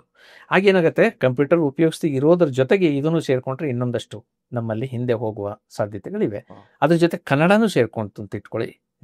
ಕನ್ನಡವನ್ನು ಬಳಸೋದಕ್ಕೆ ಆಗೋದಿಲ್ಲ ಅಂತಂದಾಗ ಅವಾಗ ಅದು ಆಗುತ್ತೆ. ಸೊ ಇವೆಲ್ಲ ಮರೆಯಾಗಬೇಕು ಅಂದರೆ ನಾವು ಹೆಚ್ಚೆಚ್ಚು ಕನ್ನಡದಲ್ಲಿ. ಇವತ್ತು ನನಗೊಂದು ಒಳ್ಳೆ ಸುದ್ದಿ ಕೇಳಿಸ್ತು. ಕರ್ನಾಟಕ ಸರ್ಕಾರ ಈ ಎಐ ಬಳಕೆ ಮತ್ತು ಅಭಿವೃದ್ಧಿಗೋಸ್ಕರವಾಗಿಯೇ ಒಂದು ವಿಶೇಷವಾದ ಕಾರ್ಯಕ್ರಮವನ್ನು ಯೋಜಿಸ್ತಾ ಇದೆ ಅಂತ. ಅದರಲ್ಲಿ ಕನ್ನಡವನ್ನು ಒಳಗೊಂಡು ಮಾಡೋದಾದರೆ ಓಕೆ, ಆಗ ಬಹುಶಃ ಒಂದು ಸ್ವಲ್ಪ ನಮಗೆ ಇನ್ನೇನು ಕೆಲಸ ಆಗ್ತಾ ಇದೆ ಸರ್ ಕನ್ನಡದಲ್ಲಿ ಎ ಐ ಇಂಪ್ರೂವ್ ಮಾಡೋಕ್ಕೆ? ಯಾರು ಕೆಲಸಗಳು ನಿಮ್ಗೆ ಗೊತ್ತಿರೋ ಏನಾದ್ರು ಆಗ್ತಾ ಇದೆಯಾ? ಕನ್ನಡದಲ್ಲಿ ಎ ಐ ಮಾಡೋದಕ್ಕೆ ತುಂಬ ಕೆಲಸಗಳು ನಡೀತಾ ಇವೆ, ಇಲ್ಲ ಅಂತಲ್ಲ. ಹೆಚ್ಚಿನ ಮಟ್ಟಿಗೆ ಎ ಐ ತನಗೆ ತಾನೇ ಅಭಿವೃದ್ಧಿ ಮಾಡಿಕೊಂಡು ಹೋಗುತ್ತೆ. ಯಾಕಂದರೆ 4 ವರ್ಷದ ಹಿಂದೆ ನಾನು ಕೇಳಿದಾಗ ಪ್ರಶ್ನೆಗೆ ಅದು ಯಾವ ರೀತಿ ಉತ್ತರ ಕೊಟ್ಟಿತ್ತು, ಇವತ್ತು ನಾನು ಕೇಳಿದಾಗ ಅದು ಸ್ವಲ್ಪ ಸುಧಾರಿಸ್ಕೊಂಡು ಉತ್ತರಗಳನ್ನು ಕೊಡುತ್ತೆ. Okay sir. ಓಕೆ, ಅಷ್ಟರ ಮಟ್ಟಿಗೆ ಅದಿದೆ. ಮತ್ತಲ್ಲದೆ ಈ ಎ ಐನಲ್ಲೂ ಕೂಡ ಇನ್ನೊಂದು ನಾವು ಗಮನಿಸಬೇಕು ಅಂದರೆ, ಎಲ್ಲ ಎ ಐಗಳು ಒಂದೇ ರೀತಿ ಕೆಲಸ ಮಾಡೋದಿಲ್ಲ. ಅವುಗಳನ್ನು ಬೇರೆ ಬೇರೆ ರೀತಿಯಲ್ಲಿ ಅವುಗಳ ರಚನೆ ಇರುತ್ತೆ. ಅಂದರೆ ಕಾರ್ಗಳು ಎಲ್ಲವೂ ಕೂಡ ನಿಮ್ಮನ್ನು ಕರ್ಕೊಂಡು ಹೋಗುತ್ತೆ, ಆದರೆ ಮಾಡೆಲ್ಗಳು ಬೇರೆ ಬೇರೆ. ಕರೆಕ್ಟ್. ಒಂದು ಫಾಸ್ಟ್ ಆಗಿ ಹೋಗ್ಬೋದು, ಒಂದು ಸ್ಲೋ ಆಗಿ ಹೋಗ್ಬೋದು, ಸೇಫ್ಟಿ ಇರ್ಬೋದು, ಒಂದು ಸೇಫ್ಟಿ ಇರ್ಬೋದು. ಆ ರೀತಿಯ ಬೇರೆ ಬೇರೆ ಎಗಳು ಇರ್ತವೆ. ಆ ರೀತಿಯದರಲ್ಲಿ ನೀವು ನಿಮಗೆ ಯಾವುದು ಮುಖ್ಯ ಅದನ್ನು ಚೆನ್ನಾಗಿ ಅದನ್ನು ಆಲೋಚನೆ ಮಾಡಿ ಬಳಸ್ಕೊಳ್ಳುವಂಥದ್ದು ಭಾಳ ಮುಖ್ಯ ಆಗುತ್ತೆ. ಇವಾಗ ನಮ್ಮಲ್ಲಿ ಇರುವಂತಹ ಎ ಎಲ್ಲವನ್ನು ನೋಡಿದ್ರೆ ಕನ್ನಡದಲ್ಲಿ ಎಲ್ಲವೂ ಕೂಡ ಒಳ್ಳೆಯ ಗುಣಮಟ್ಟದ ಉತ್ತರವನ್ನು ಕೊಡೋದಿಲ್ಲ. ಅದು ನಾವೇನು ಮಾಡ್ಬೋದು ಸರ್? ನಾವೇನು ಮಾಡ್ಬೋದು? ಜನಸಾಮಾನ್ಯರು ಏನು ಮಾಡೋದು? ಜನಸಾಮಾನ್ಯರು ಎಯನ್ನು ಹೆಚ್ಚೆಚ್ಚು ಬಳಸಬೇಕು. ಅದು ಕನ್ನಡದಲ್ಲಿ ಗೊತ್ತಿಲ್ಲ ಅಂತ ಹೇಳಿದ್ರು ನಾವು ಕನ್ನಡದಲ್ಲೇ ಕೇಳೋದಕ್ಕೆ ಅದನ್ನು ಪ್ರಯತ್ನಿಸಬೇಕು, ಕನ್ನಡದಲ್ಲೇ ಅದಕ್ಕೆ ಕಲಿಸ್ಬೇಕು. ಸೊ ಅದು ತಪ್ಪು ಉತ್ತರ ಕೊಟ್ಟಾಗ ನೀನು ತಪ್ಪು ಉತ್ತರ ಕೊಟ್ಟಿದ್ದೀಯ, ಇದು ಹೀಗಿರಬೇಕಿತ್ತು ಅಂತ ಹೇಳಬೇಕು. ಹಾಗೆ ಹೇಳ್ತಾ ಹೋದರೆ ಅದು ಸರಿಪಡಿಸ್ಕೊಳ್ತಾ ಹೋಗುತ್ತೆ. ಮಕ್ಕಳು ಕಲಿತಾರಲ್ಲ ಹಾಗೆ ಅದೇ ಥರನೇ. ಸೊ ಹಾಗೆ ಅದು ಮಾಡ್ಕೊಳ್ತಾ ಹೋಗುತ್ತೆ. ಇದನ್ನು ನಾವು ಬೇಕಾದ ಉದಾಹರಣೆಗೆ ಮೊನ್ನೆ ಒಂದು ನಮ್ಮ ಗೆಳೆಯರು ಒಂದು ತಮಾಷೆಯ ಇದು ಮಾಡಿದ್ರು. ಒಂದು ನಂಬರ್ ಕೊಟ್ಟಿದ್ರು, 1ರಿಂದ 9ರವರೆಗಿನ 1, 9ವರೆಗಿನ ಮತ್ತು 0. ಆ ನಂಬರನ್ನು, ಆ ಅಂಕಿಗಳನ್ನು ಎಲ್ಲ ಬೇರೆ ಬೇರೆ ರೀತಿಯಲ್ಲಿ ಜೋಡಿಸಿ ಒಂದು ನಂಬರ್ ಮಾಡಿ ಅದನ್ನು ಕೊಟ್ಬಿಟ್ಟು ಈ ನಂಬರ್ನ ವಿಶೇಷ ಏನು ಅಂತ ಕೇಳಿದ್ದು. ಸೊ ಅದು ವಿಶೇಷ ಕೇಳಿದ ಕೂಡಲೇ ಅದು ಏನೋ ಒಂದಷ್ಟು ಹೇಳ್ತು. ಓಕೆ, ಇದು ಇಷ್ಟು ಅಂಕೆಗಳಿಂದ ವಿಭಾಗಿಸೋದಕ್ಕೆ ಆಗೋದಿಲ್ಲ, ಇದರಿಂದ ಆಗೋದಿಲ್ಲ ಅಂತೆಲ್ಲ ಹೇಳ್ತದ್ದು. ಅವರು ಇದು ಸುಳ್ಳು, ಇದು ಸರಿ ಇಲ್ಲ ಅಂತ ಅವ್ರು ಹೇಳಿದರು. ಯಾಕಂದರೆ ಅದು ಸರಿ ಇರಲಿಲ್ಲ, ಅದು ಯಾವುದೋ ಎಲ್ಲಿಂದಾನೋ ಏನೋ ಉತ್ತರ ತೆಗೆದು ಅಲ್ಲಿ ಕೊಟ್ಬಿಟ್ಟಿತ್ತು. ಓಕೆ, ಇದು ಸರಿ ಇಲ್ಲ, ಚೆಕ್ ಮಾಡು ಅಂತಂದ ಕೂಡಲೇ ಅದು ಮತ್ತೆ ಚೆಕ್ ಮಾಡ್ತು. ಚೆಕ್ ಮಾಡಿ ಇನ್ನೊಂದು ಉತ್ತರ ಕೊಡ್ತು, ಇದು ಕೂಡ ಸರಿ ಇಲ್ಲ ಅಂದಾಗ ಅದು ಮತ್ತೆ ತಿರ್ಗಿ ತಿದ್ದಿ ಉತ್ತರ ಕೊಟ್ಟು ಕೊನೆಯಲ್ಲಿ ಸರಿಯಾದ ಉತ್ತರವನ್ನು ಕೊಡ್ತು. ಇದು ಕ್ರಮ. ನಾವೇನು ಮಾಡ್ತೀವಿ, ಸಾಧಾರಣವಾಗಿ ಒಂದು ಪ್ರಶ್ನೆಯನ್ನು ಕೇಳಿದಾಗ ಅದು ಟಕ ಟಕ ಅಂತ ನಮ್ಮ ಭಾಷೆಯಲ್ಲೇ ಕೊಡುವಷ್ಟು ಸುಂದರವಾಗಿ ಉತ್ತರ ಕೊಟ್ಟಾಗ ಅದು ಸತ್ಯ ಅಂತ ಅಂದ್ಕೊಳ್ತೀವಿ. ಏನು ಸಾಧ್ಯತೆಗಳು ತುಂಬ ಇವೆ, ಹಾಗಾಗಿ ನಮಗೆ ಈಗ ಅನಿಸೋದು ಬಹಳ ಸಹಜ. ಉದಾಹರಣೆಗೆ ಈಗ ನಾನು ಒಂದು ಪ್ರಬಂಧ ಅಂತ ಹೇಳಿದ್ರೆ ಅದೊಂದು ಪ್ರಬಂಧ ಬರೆದು ಕೊಡುತ್ತೆ. ಆ ಪ್ರಬಂಧವನ್ನು ನೀವು ಸಂಭಾಷಣೆಯ ರೂಪದಲ್ಲಿ ಬರೆಯಿದ್ರೆ ಸಂಭಾಷಣೆಯ ರೂಪದಲ್ಲಿಯೂ ಅದು ಬರೆದು ಕೊಡುತ್ತೆ. ಓಕೆ, ಇಲ್ಲ ಇದನ್ನು ಒಂದು ಪದ್ಯ ಮಾಡಿಕೊಡು ಅಂದರೆ ಪದ್ಯದ ರೂಪದಲ್ಲಿಯೂ ಕೊಡುತ್ತೆ. ಈ ಸಾಧ್ಯತೆಗಳೆಲ್ಲವೂ ಅದರಲ್ಲಿದೆ. ಆದರೆ ಆ ಪದ್ಯ ರೂಪದಲ್ಲಿ ಕೊಟ್ಟಂಥದ್ದು ನಿಜವಾಗಿ ಕವನವ, ಅದರಲ್ಲಿ ಕಾವ್ಯ ಗುಣ ಇದೆಯಾ ಇಲ್ಲವಾ ಅಂತ ಅನ್ನೋದು ನಾವು ಗಮನಿಸಬೇಕು. ಯಾಕಂದರೆ ಅದರ ಮಟ್ಟಿಗೆ ಅಂಶಗಳನ್ನು ಇವು ಕಾವ್ಯಗುಣಗಳಿರುವಂಥದ್ದು ಅಂತ ಅಂದ್ಕೊಂಡಿರುತ್ತೆ. ನಮ್ಮ ನಿಲುವು ಬೇರೆ ಇರ್ಬೋದು. ಸೊ ಅದರ ಮಟ್ಟಿಗೆ ನಾವು ಗಮನಿಸಬೇಕಾಗತ್ತೆ. ಸತ್ಯಾಂಶಗಳು ಸರಿಯಾಗಿ ಕೊಡ್ತಾ ಇದೆಯಾ, ನನ್ನ ಹೆಸರು ಅಥವಾ ಬರೆದಂಥ ಪುಸ್ತಕಗಳು, ನನಗೆ ಬಂದಿರುವಂಥ ಅವಾರ್ಡ್ಸು ಇವೆಲ್ಲವೂ ಸರಿ ಇಲ್ಲ ಅಂತಂದಾಗ ಅವು ಸರಿಯಾಗಿರುವುದನ್ನು ನಾವು ಅದಕ್ಕೆ ಕೊಡಬೇಕಾಗತ್ತೆ. ಆಗ ಮುಂದಿನ ಸರ್ತಿ ಇನ್ಯಾರಾದರೂ ಕೊಳ್ಳೇಗಾಲ ಶರ್ಮ ಯಾರು ಅಂತಂದರೆ ಸರಿಯಾದ ಉತ್ತರ ಅವರಿಗೆ ಸಿಗೋ ಚಾನ್ಸ್ ಇರುತ್ತೆ. ಓಕೆ, ಇದು ಎವಲ್ಯೂಷನ್ ಪ್ರೋಸೆಸ್ ಆಗಿ ಇದು ಎವಲ್ಯೂಷನ್ ಆಗಲೇಬೇಕು. ಈ ರೀತಿಯಲ್ಲಿ ನಾವು ಹೆಚ್ಚೆಚ್ಚು ಬಳಸ್ತಾ ಹೋದರೆ, ಕನ್ನಡದಲ್ಲಿ ಹೆಚ್ಚೆಚ್ಚು ಬಳಸ್ತಾ ಹೋದರೆ ಅನುಕೂಲ ಆಗುತ್ತೆ. ಬಳಸೋದಕ್ಕೆ ಬೇಕಾದಷ್ಟು ಅವಕಾಶಗಳಿವೆ. ಉದಾಹರಣೆಗೆ ನಾವು ಶಾಲೆಯಲ್ಲಿ ಕನ್ನಡ ಪಾಠ ಮಾಡ್ತಿದ್ವಿ ಅಂತ ಇಟ್ಕೊಳ್ಳಿ. ಕನ್ನಡ ಪಾಠದಲ್ಲಿ ಒಂದು 10 ಕ್ವಶನ್ ಕೇಳಬೇಕು. 10 ಮಕ್ಕಳಿದ್ದಾರೆ. 10 ಮಕ್ಕಳಿಗೆ ಬೇರೆ ಬೇರೆ ರೀತಿಯಲ್ಲಿ ನಾವು ಪ್ರಶ್ನೆಗಳು ಕೇಳಬೇಕು. ಉತ್ತರ ಒಂದೇ ಇದ್ರೂ ಬೇರೆ ಬೇರೆ ರೀತಿಯಲ್ಲಿ ಪ್ರಶ್ನೆಗಳು ಕೇಳಬೇಕು. ಯಾಕಂದರೆ ಅವರು ಕಾಪಿ ಹೊಡಿಬಾರ್ದು. ಇದು ನೀವು ತುಂಬ ಶ್ರಮ ನೀವು ಕೂತ್ಕೊಂಡು ಮಾಡೋದು, ಒಂದೊಂದಕ್ಕೂ ಒಂದೊಂದು ಪ್ರಶ್ನೆ ಮಾಡೋದಕ್ಕೆ. ಇದೇ ವಿಷಯವನ್ನು ನೀವು AI ಕೇಳಿದ್ರೆ ಅದು 10 ಪ್ರಶ್ನೆಗಳನ್ನು ನಿಮಗೆ ಕೊಡುತ್ತೆ. ಅದನ್ನು ನೀವು ತಿದ್ದಿ ತಕ್ಷಣಕ್ಕೆ ಅಂದರೆ ನಿಮ್ಮ ಕೆಲಸವನ್ನು ಒಂದಷ್ಟು ಸ್ವಲ್ಪ ಸುಲಭ ಮಾಡ್ಕೊಳ್ಬೋದು. ಇನ್ನಷ್ಟು ಪ್ರೊಡಕ್ಟಿವ್ ಆಗಿ ಅಂದರೆ ಇನ್ನಷ್ಟು ಸಮರ್ಥವಾಗಿ ಮಾಡ್ಬೋದು. ನಾನೊಬ್ಬ ಟೀಚರ್ ಆಗಿದ್ದರೆ, ಒಬ್ಬ ಶಿಕ್ಷಕನಾಗಿದ್ದರೆ, ಒಬ್ಬ ಸುಲಭವಾಗಿ ಭಾಷೆಯನ್ನು ಅರ್ಥ ಮಾಡ್ಕೊಳ್ಳುವಂಥ ವಿದ್ಯಾರ್ಥಿಯು ಇರ್ತಾನೆ, ಭಾಷೆಯನ್ನು ಸುಲಭವಾಗಿ ಅರ್ಥ ಮಾಡ್ಕೊಳ್ದೇ ಇರೋವಂಥವನು ಇರ್ತಾನೆ. ಎಲ್ರಿಗೂ ಒಂದೇ ರೀತಿಯ ಪ್ರಶ್ನೆಯನ್ನು ಕೇಳಿದ್ರೆ ಕೆಲವರು ಅದನ್ನು ಅರ್ಥ ಮಾಡ್ಕೊಳ್ದೆ ತಪ್ಪು ಹೇಳ್ಬೋದು. ಅವ್ರಿಗೆ ನಾವು ಕಡಿಮೆ ಮಾರ್ಕ್ ಕೊಟ್ಟಿರ್ತೀವಿ. ಅವನಿಗೆ ಉತ್ತರ ಗೊತ್ತಿಲ್ಲ ಅಂತಲ್ಲ, ನಾವು ಪ್ರಶ್ನೆ ಕೇಳಿದ್ದನ್ನು ಅವನು ಅರ್ಥ ಮಾಡ್ಕೊಳ್ಳಿಲ್ಲ ಅಂತನ್ನೋದು. ಕರೆಕ್ಟ್. ಸೊ ಇದನ್ನು ನಾವು ತಿದ್ದಬಹುದು. ಆಗ ಎಲ್ಲರಲ್ಲೂ ಕೂಡ ಉತ್ತರ ಕರೆಕ್ಟಾಗಿರುವವರು ಎಲ್ಲರೂ ಕೂಡ ಸರಿಯಾದ ಉತ್ತರ ಕೊಟ್ಟಿರ್ತಾರೆ. ಸೂಪರ್. ನಾವು ಆಗ ಅವರ ಮೌಲ್ಯಮಾಪನ ಮಾಡೋದು ನಿಷ್ಪಕ್ಷಪಾತವಾಗಿ ಮಾಡ್ತಿರ್ತೀವಿ. ಸೂಪರ್. ಸೊ ನೀವು ಏನು ಟ್ರೈನಿಂಗ್ ಅಂತ ಹೇಳಿದ್ರಲ್ಲ, AI ಕನ್ನಡದಲ್ಲಿ ಮಾಡ್ಬೇಕಂತ, ನಮಗೆ ನಮ್ಮ ಶ್ರೀಮಂತ ಮನೆ ಪಾಠದಲ್ಲಿ ಕೂಡ ನಾವು 8th 9th 10th ಏನು ಸಿಲೆಬಸ್ಗಳಿದೆ ಅದರಲ್ಲಿ ಮ್ಯಾಥ್ಸ್, ಸೈನ್ಸ್, ಸೋಷಿಯಲ್ ನಮ್ಗೆ ಕಷ್ಟ ಆಗಿಲ್ಲ AI ಟ್ರೈನ್ ಮಾಡೋಕ್ಕೆ. ಅದರಲ್ಲಿ ನಾವು ಕ್ವಶನ್ ಕೇಳಿದ್ರೆ ಆನ್ಸರ್ ಬಂದ್ಬಿಡುತ್ತೆ ನಮಗೆ. ನಾವು ಯಾವಾಗ ಕನ್ನಡ, ಹಿಂದಿ ಮತ್ತು ಸಾಂಸ್ಕ್ರಿಟ್ ಇದರಲ್ಲಿ ನಾವು AI ಇಂಪ್ಲಿಮೆಂಟ್ ಮಾಡೋಕ್ಕೆ ಹೋದಾಗ ಅದು ಪಾಪ ಅರ್ಥನೇ ಮಾಡ್ಕೋತಿರಲಿಲ್ಲ ನಮ್ಮ AI. ಅದಕ್ಕೆ ನಾವು ಟ್ರೈನಿಂಗ್ ಮಾಡ್ತಾ ಇದ್ದೀವಿ. ನಾವೇನು ಮಾಡ್ತಾ ಇದೀವಿ ಅಂದರೆ, ಸಿಂಪಲ್ ಆಗಿ ಹೇಳ್ಬೇಕಂದ್ರೆ ಅದಕ್ಕೆ ಕ್ವಶನ್ ಕೇಳಕ್ಕೆ ಹೇಳ್ತೀವಿ. ನಂಗೆ 10 ಕ್ವಶನ್ಸ್ ಕೊಡು ಅಂತ ಹೇಳ್ತೀವಿ, ಇದಕ್ಕೆ ನೀನೇ ಆನ್ಸರ್ ಕೊಟ್ಟು ಟ್ರೈ ಮಾಡು ಅಂತ ಹೇಳ್ತೀವಿ. ಸೊ ಇದನ್ನು ನಾವು ಈ ಥರ ಮಾಡ್ತಾ ಮಾಡ್ತಾ ಮಾಡ್ತಾ ಆ ಕನ್ನಡ ಮತ್ತು ಹಿಂದಿ ಮತ್ತು ಸಾಂಸ್ಕ್ರಿಟಲ್ಲೂ ನಮ್ಮ AI ರೆಸ್ಪಾನ್ಸಸ್ ಇಂಪ್ರೂವ್ ಆಗ್ತಾ ಇದೆ. ಬಟ್ ನೀವು ಹೇಳಿದಾಗ ಇಂಗ್ಲೀಷಲ್ಲಿ ತುಂಬ ಸರ್. ಈಗ ಇದೆಲ್ಲ ಸರಿ ಸರ್. ನನಗೆ ಈಗ ಮಕ್ಕಳು, ಈಗ ಡಿಜಿಟಲ್ ಡಿವೈಡ್ ಬಗ್ಗೆ ಹೇಳಿದ್ರಿ, AI ಡಿವೈಡ್ ಬಗ್ಗೆ ಹೇಳಿದ್ರಿ. ಈಗಿನ ಮಕ್ಕಳು AI ಕಲಿಬೇಕು ಅಂದರೆ ಏನು ಮಾಡಬೇಕು? ಯಾವ ಥರ ಕೋರ್ಸ್ ಸೇರ್ಕೋಬೇಕಾ ಅಥವಾ ನಾರ್ಮಲ್ ಆಗಿ ಕಲಿತಾ ಹೋಗ್ಬೋದಾ? ಹೆಂಗೆ ಕಲಿಬೋದು ಮಕ್ಕಳು? ಎರಡೂ ವಿಧಾನದಲ್ಲಿ ಮಾಡ್ಬೋದು. ಕಲಿಯೋದಕ್ಕೆ ಇಂಥದ್ದೇ ಮಾರ್ಗ ಅಂತ ಏನಿಲ್ಲ. ನಿಮಗೆ ಮೊದಲು ಆಸಕ್ತಿ ಬೇಕು, ಮತ್ತೆ ನಿಮ್ಮ ಉದ್ದೇಶ ಏನು ಅನ್ನೋದು ಗ್ಯಾರಂಟಿ ಇರಬೇಕು. ನೀವು ಯಾತಕ್ಕೋಸ್ಕರ ಅದನ್ನು ಕಲಿತಿದ್ದೀರಾ ಅಂತ ಅನ್ನೋದು ನಿಮಗೆ ನಿಮ್ಮ ಮಟ್ಟಿಗೆ, ಮಕ್ಕಳ ಮಟ್ಟಿಗೆ ಸ್ಪಷ್ಟವಾಗಿ ಗೊತ್ತಿರಬೇಕು. ಓಕೆ, ಏನು ಹೆಂಗೆ ಬೇಕಿದ್ರೂ ಬಳಸ್ಬೋದು. ಈಗ ಉದಾಹರಣೆಗೆ ಕೆಲವು ಮಕ್ಕಳು ಚಿತ್ರ ಬರೀತಾರೆ ಅಂತ ಇಟ್ಕೊಳ್ಳಿ. ಆ ಚಿತ್ರ ಬರೆಯೋದ್ರಲ್ಲೂ ಕೂಡ AI ತಂತ್ರಾಂಶಗಳಿವೆ. ಅವುಗಳನ್ನ AI ಟೂಲ್ಸ್ ಅಂತ ನಾವು ಹೇಳ್ತೀವಿ. ಡ್ರಾಯಿಂಗ್ ಟೂಲ್ಸ್ ಅಂತ ಅಂದ್ಬಿಟ್ಟು, ಅಥವಾ ಪೇಂಟಿಂಗ್ ಟೂಲ್ಸ್ ಅಂತ ಅಂದ್ಬಿಟ್ಟು, ಅಥವಾ ಪಿಕ್ಚರ್ ಟೂಲ್ಸ್ ಅಂತ ಹೇಳ್ತೀವಿ. ಈ AI ಪಿಕ್ಚರ್ ಟೂಲ್ಸ್ಗಳನ್ನು ಕೂಡ ಬೇಕಾದಷ್ಟು ಬಳಸ್ಕೊಳ್ಬೋದು. ಅದು ಅವುಗಳಲ್ಲಿ ನಿಮಗೆ ಯಾವ ರೀತಿ ಬೇಕಿದ್ರೂ ಚಿತ್ರಗಳನ್ನು ಬರೆಯೋದಕ್ಕೆ ಸಾಧ್ಯ ಆಗುತ್ತೆ. ನಿಮಗೆ ವಿಜುವಲೈಸೇಷನ್, ಒಂದು ಕಲ್ಪನೆ ಮಾತ್ರ ಮಾಡ್ಕೊಳ್ಳೋದಕ್ಕೆ ಸಾಧ್ಯ ಆದ್ರೂ ಅದನ್ನು ಚಿತ್ರವನ್ನಾಗಿ ನೋಡೋದಕ್ಕೆ ಆಗುತ್ತೆ. ಎಲ್ರಿಗೂ ಇದು ಸಾಮರ್ಥ್ಯ ಅಂದರೆ ಕೂತು ಡ್ರಾಯಿಂಗ್ ಬರೆಯುವಷ್ಟು ಎಲ್ರಿಗೂ ಸಾಮರ್ಥ್ಯ ಇರೋದಿಲ್ಲ. ಕೆಲವ್ರಿಗಷ್ಟೇ ಅದಿರುತ್ತೆ, ತಮ್ಮ ಮನಸ್ಸಲ್ಲಿರೋದನ್ನು ಡ್ರಾಯಿಂಗ್ ಆಗಿ ಬರೆಯುವಂಥದ್ದು. ಆದರೆ AI ಬಳಸ್ಕೊಂಡು ಅದನ್ನು ಮಾಡ್ಬೋದು. ಸೊ ಇದು ಒಂದು ಪ್ಲಸ್ ಪಾಯಿಂಟ್. ನೆಗೆಟಿವ್ ಪಾಯಿಂಟು ಇದೆ. ನೆಗೆಟಿವ್ ಪಾಯಿಂಟ್ ಏನು ಅಂದರೆ, AI ಬಳಸುವಂಥ ಡಾಟಾಬೇಸ್ನಲ್ಲಿ ಏನೆಲ್ಲ ಚಿತ್ರಗಳಿರುತ್ತೋ ಅದನ್ನೇ ಕೊಡುತ್ತೆ. ಈಗ ಉದಾಹರಣೆಗೆ ನಾವು ಒಂದು ಭಾರತೀಯ ಶಾಲಾ ಬಾಲಕಿಯ ಚಿತ್ರವನ್ನು ಬಿಡಿಸು ಅಂದರೆ ಹೆಚ್ಚಿನ ಮಟ್ಟಿಗೆ ಅದು ಗೌರ್ಮೆಂಟ್ ಸ್ಕೂಲ್ನ ಚಿತ್ರಗಳನ್ನೇ ಫೋಟೋ ಹಾಕಿ ಒಂದು ಬಿಂದಿ ಹಾಕಿ ಜಡೆ ಬರೆದು, ಒಂದು ಬಿಂದಿ ಹಾಕಿದ್ರೆ ಪರವಾಗಿಲ್ಲ, 2 ಬಿಂದಿ ಹಾಕಿರುತ್ತೆ. ಅದಕ್ಕೆ ಇಷ್ಟೇ ಗೊತ್ತಿರೋದು, ಬಿಂದಿ ಒಂದು ಮುಖ್ಯ, ಸೀರೆ ಒಂದು ಮುಖ್ಯ. ಸಣ್ಣ ಮಕ್ಕಳಿಗೂ ಸೀರೆ ಉಡಿಸಿ ತೋರಿಸ್ಬಿಡುತ್ತೆ. ಇದನ್ನ ಇಂಪ್ರೂವ್ ಮಾಡ್ಬೇಕು. ಅದನ್ನು ನಾವು ಇಂಪ್ರೂವ್ ಮಾಡಬೇಕು.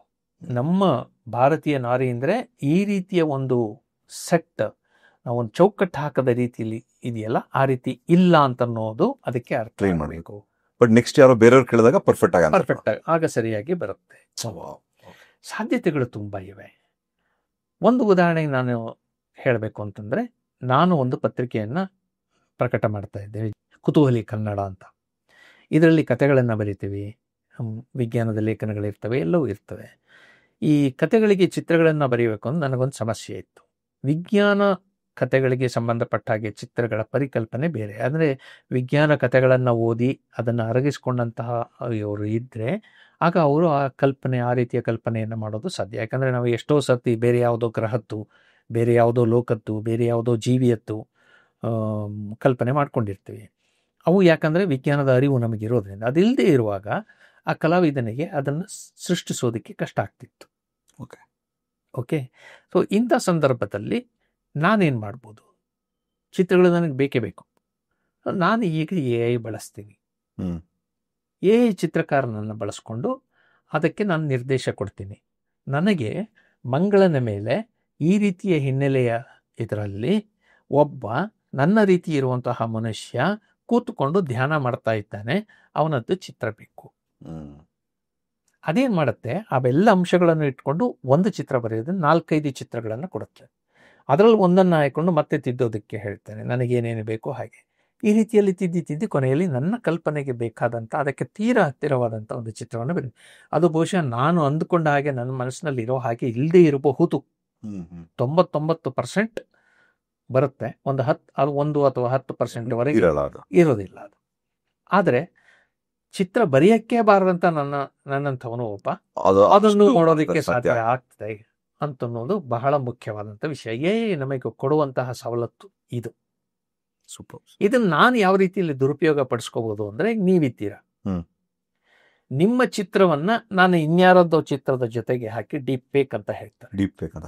ಆ ರೀತಿಯಲ್ಲಿ ಮಾಡಿ ಕೀಟ್ಲೆ ಮಾಡಬಹುದು, ಮೋಸ ಮಾಡಬಹುದು, ಅದಕ್ಕೂ ಸಾಧ್ಯತೆಗಳಿವೆ. ಆದರೆ ನಾನು ಏನು ಮಾಡಬೇಕು, ನನ್ನ ಗುರಿ ಏನು, ಇದನ್ನು ನಾವು ಮೊದಲಿಂದಾನು ಸ್ಪಷ್ಟವಾಗಿ ಗಮನದಲ್ಲಿ ಇಟ್ಕೊಂಡಿದ್ರೆ ಬಹುಶಃ AI-ನಿಂದ ನಮಗೆ ಯಾವ ತೊಂದರೆನೂ ಆಗಲಿಕ್ಕೆ. ಇನ್ನು ನನಗೆ ಕವನ ಬರೀಬೇಕು ಅಂತ ತುಂಬ ಆಸೆ ಇತ್ತು, ಹಾಡು ಇದು ಮಾಡಬೇಕು ಅಂತ ಆಸೆ ಇತ್ತು, ಯಾವಾಗಲೂ ಸಾಧ್ಯ ಆಗಿರಲಿಲ್ಲ. ಆದರೆ ಈ AI ಬಂದಮೇಲೆ ಅದನ್ನು ಪ್ರಯತ್ನ ಮಾಡಿದ್ದೀನಿ. ಅದಕ್ಕೂ ಕೂಡ ಟೂಲ್ಗಳಿವೆ. ನೀವು ಒಂದು ಸಿನಿಮಾ ಹಾಡು ಬರೀಬೇಕು ಅಂದರೆ ಸಿನಿಮಾ ಹಾಡನ್ನು ನೀವು ಬರೀಬೇಕಾಗಿಲ್ಲ, AI ಬರೆಯುತ್ತೆ. ನೀವು ಅದಕ್ಕೆ ನನಗೆ ಇಂಥ ಒಂದು ಸಂದರ್ಭ, ಇಂಥ ಒಂದು ಇದು ಬೇಕು, ಅದಕ್ಕೆ ತಕ್ಕ ಹಾಗೆ ಹಾಡಬೇಕು, ಅಲ್ಲಿ ಇಂಥವ್ರು ಇಬ್ಬರು ಇರ್ತಾರೆ, ಅದು ಡ್ಯೂಯೆಟ್ ಸಾಂಗ ಈ ರೀತಿ ಇದು ಕೊಡಬೇಕು, ಭಾವನೆ ಯಾವ ರೀತಿ ಇರಬೇಕು ಅಂತ ಕೊಡಬೇಕು. ಇವಿಷ್ಟನ್ನು ಕೊಡ್ತು ಅಂದರೆ ಅದು ನಿಮಗೆ ಒಂದು ಹಾಡನ್ನು ರೆಡಿ ಮಾಡಿ ಕೊಡುತ್ತೆ, ಲಿರಿಕ್ಸ್ ಅನ್ನು ಕೊಡುತ್ತೆ. ಆ ಲಿರಿಕ್ಸ್ ಅನ್ನ ಮತ್ತೆ ಇನ್ನೊಂದು ಟೂಲಿಗೆ ಕೊಟ್ಟು ನೀನು ಇದನ್ನ ಹಾಡು ಕಂಪೋಸ್ ಮಾಡು ಅಂದ್ರೆ ಅದು ಕೇಳುತ್ತೆ. ಯಾವ ರೀತಿಯ ವಾದ್ಯ ಬೇಕು, ಕರ್ನಾಟಕ ಸಂಗೀತ ಬೇಕಾ, ಇನ್ನೊಂದು ಬೇಕಾ ಅಂತ ಕೇಳುತ್ತೆ. ಕರ್ನಾಟಕ ಸಂಗೀತದ್ದು ಅಷ್ಟೊಂದು ಇನ್ನೂ ಪವರ್ಫುಲ್ ಆಗಿ ಬಂದಿಲ್ಲ ಅಷ್ಟೊಂದು. ಆದರೆ ಪಾಶ್ಚಾತ್ಯ ಸಂಗೀತದ ಬಗ್ಗೆ ಬೇಕಾದಷ್ಟಿದೆ. ಸೊ ಇಂಗ್ಲಿಷ್ನಲ್ಲಿ ನಿಮಗೆ ಬೇಕಿದ್ದಂತಹ ಹಾಡನ್ನು ಅದರ ಹತ್ರನೇ ಬರೆಸಿ, ಅದರ ಹತ್ರವೇ ಅದನ್ನು ಕಂಪೋಸ್ ಮಾಡಿಸಿ, ಅದರ ಹತ್ರವೇ ಹಾಡಿಸಿ ನೀವು ಬಳಸ್ಕೊಳ್ಳಬಹುದು. ಇದು ಉದಾಹರಣೆ ಇದೆ. ನಾನು ಇತ್ತೀಚೆಗೆ ಒಂದು ಹಾಡನ್ನು ಬರೆದೆ. ಅದು ವಿಜ್ಞಾನ ಗೀತೆಗಳು ಬರೀಬೇಕು ಅನ್ನೋದಕ್ಕೋಸ್ಕರವಾಗಿ ಬರೆದೆ. ಇದನ್ನು ಹಾಡು ಮಾಡೋದಕ್ಕೆ ಸಾಧ್ಯನಾ ಅಂತ ಒಂದು ಪ್ರಯತ್ನ ಪಟ್ಟೆ. ಯಾರನ್ನು ಕೇಳೋದು, ಯಾರ ಹತ್ರ ಹೋಗಿ ಹಾಡಿಸೋದು ಅಂತ ಗೊತ್ತಾಗಲಿಲ್ಲ. ಕೊನೆಗೆ ಏನು ಮಾಡಿದೆ, ನಾನು AI-ಗೆ ಆ ಹಾಡನ್ನು ಕೊಟ್ಟೆ. ಒಂದು ಸುಂದರವಾಗಿ ಒಂದು ಹಾಡನ್ನು ಹಾಡಿ ಕೊಡ್ತು. ಸಿನಿಮಾ ಹಾಡಿದ್ದ ಹಾಗೆ ಇದೆ. ಪ್ಲೇ ಮಾಡ್ಬೋದಲ್ವ ಸರ್? ಖಂಡಿತವಾಗಿ ಪ್ಲೇ ಮಾಡ್ಬೋದು. ನೀವು ಕೇಳಿ, ಆ ಒಂದು ಹಾಡನ್ನ ಈಗ ಪ್ಲೇ ಮಾಡ್ತೀವಿ.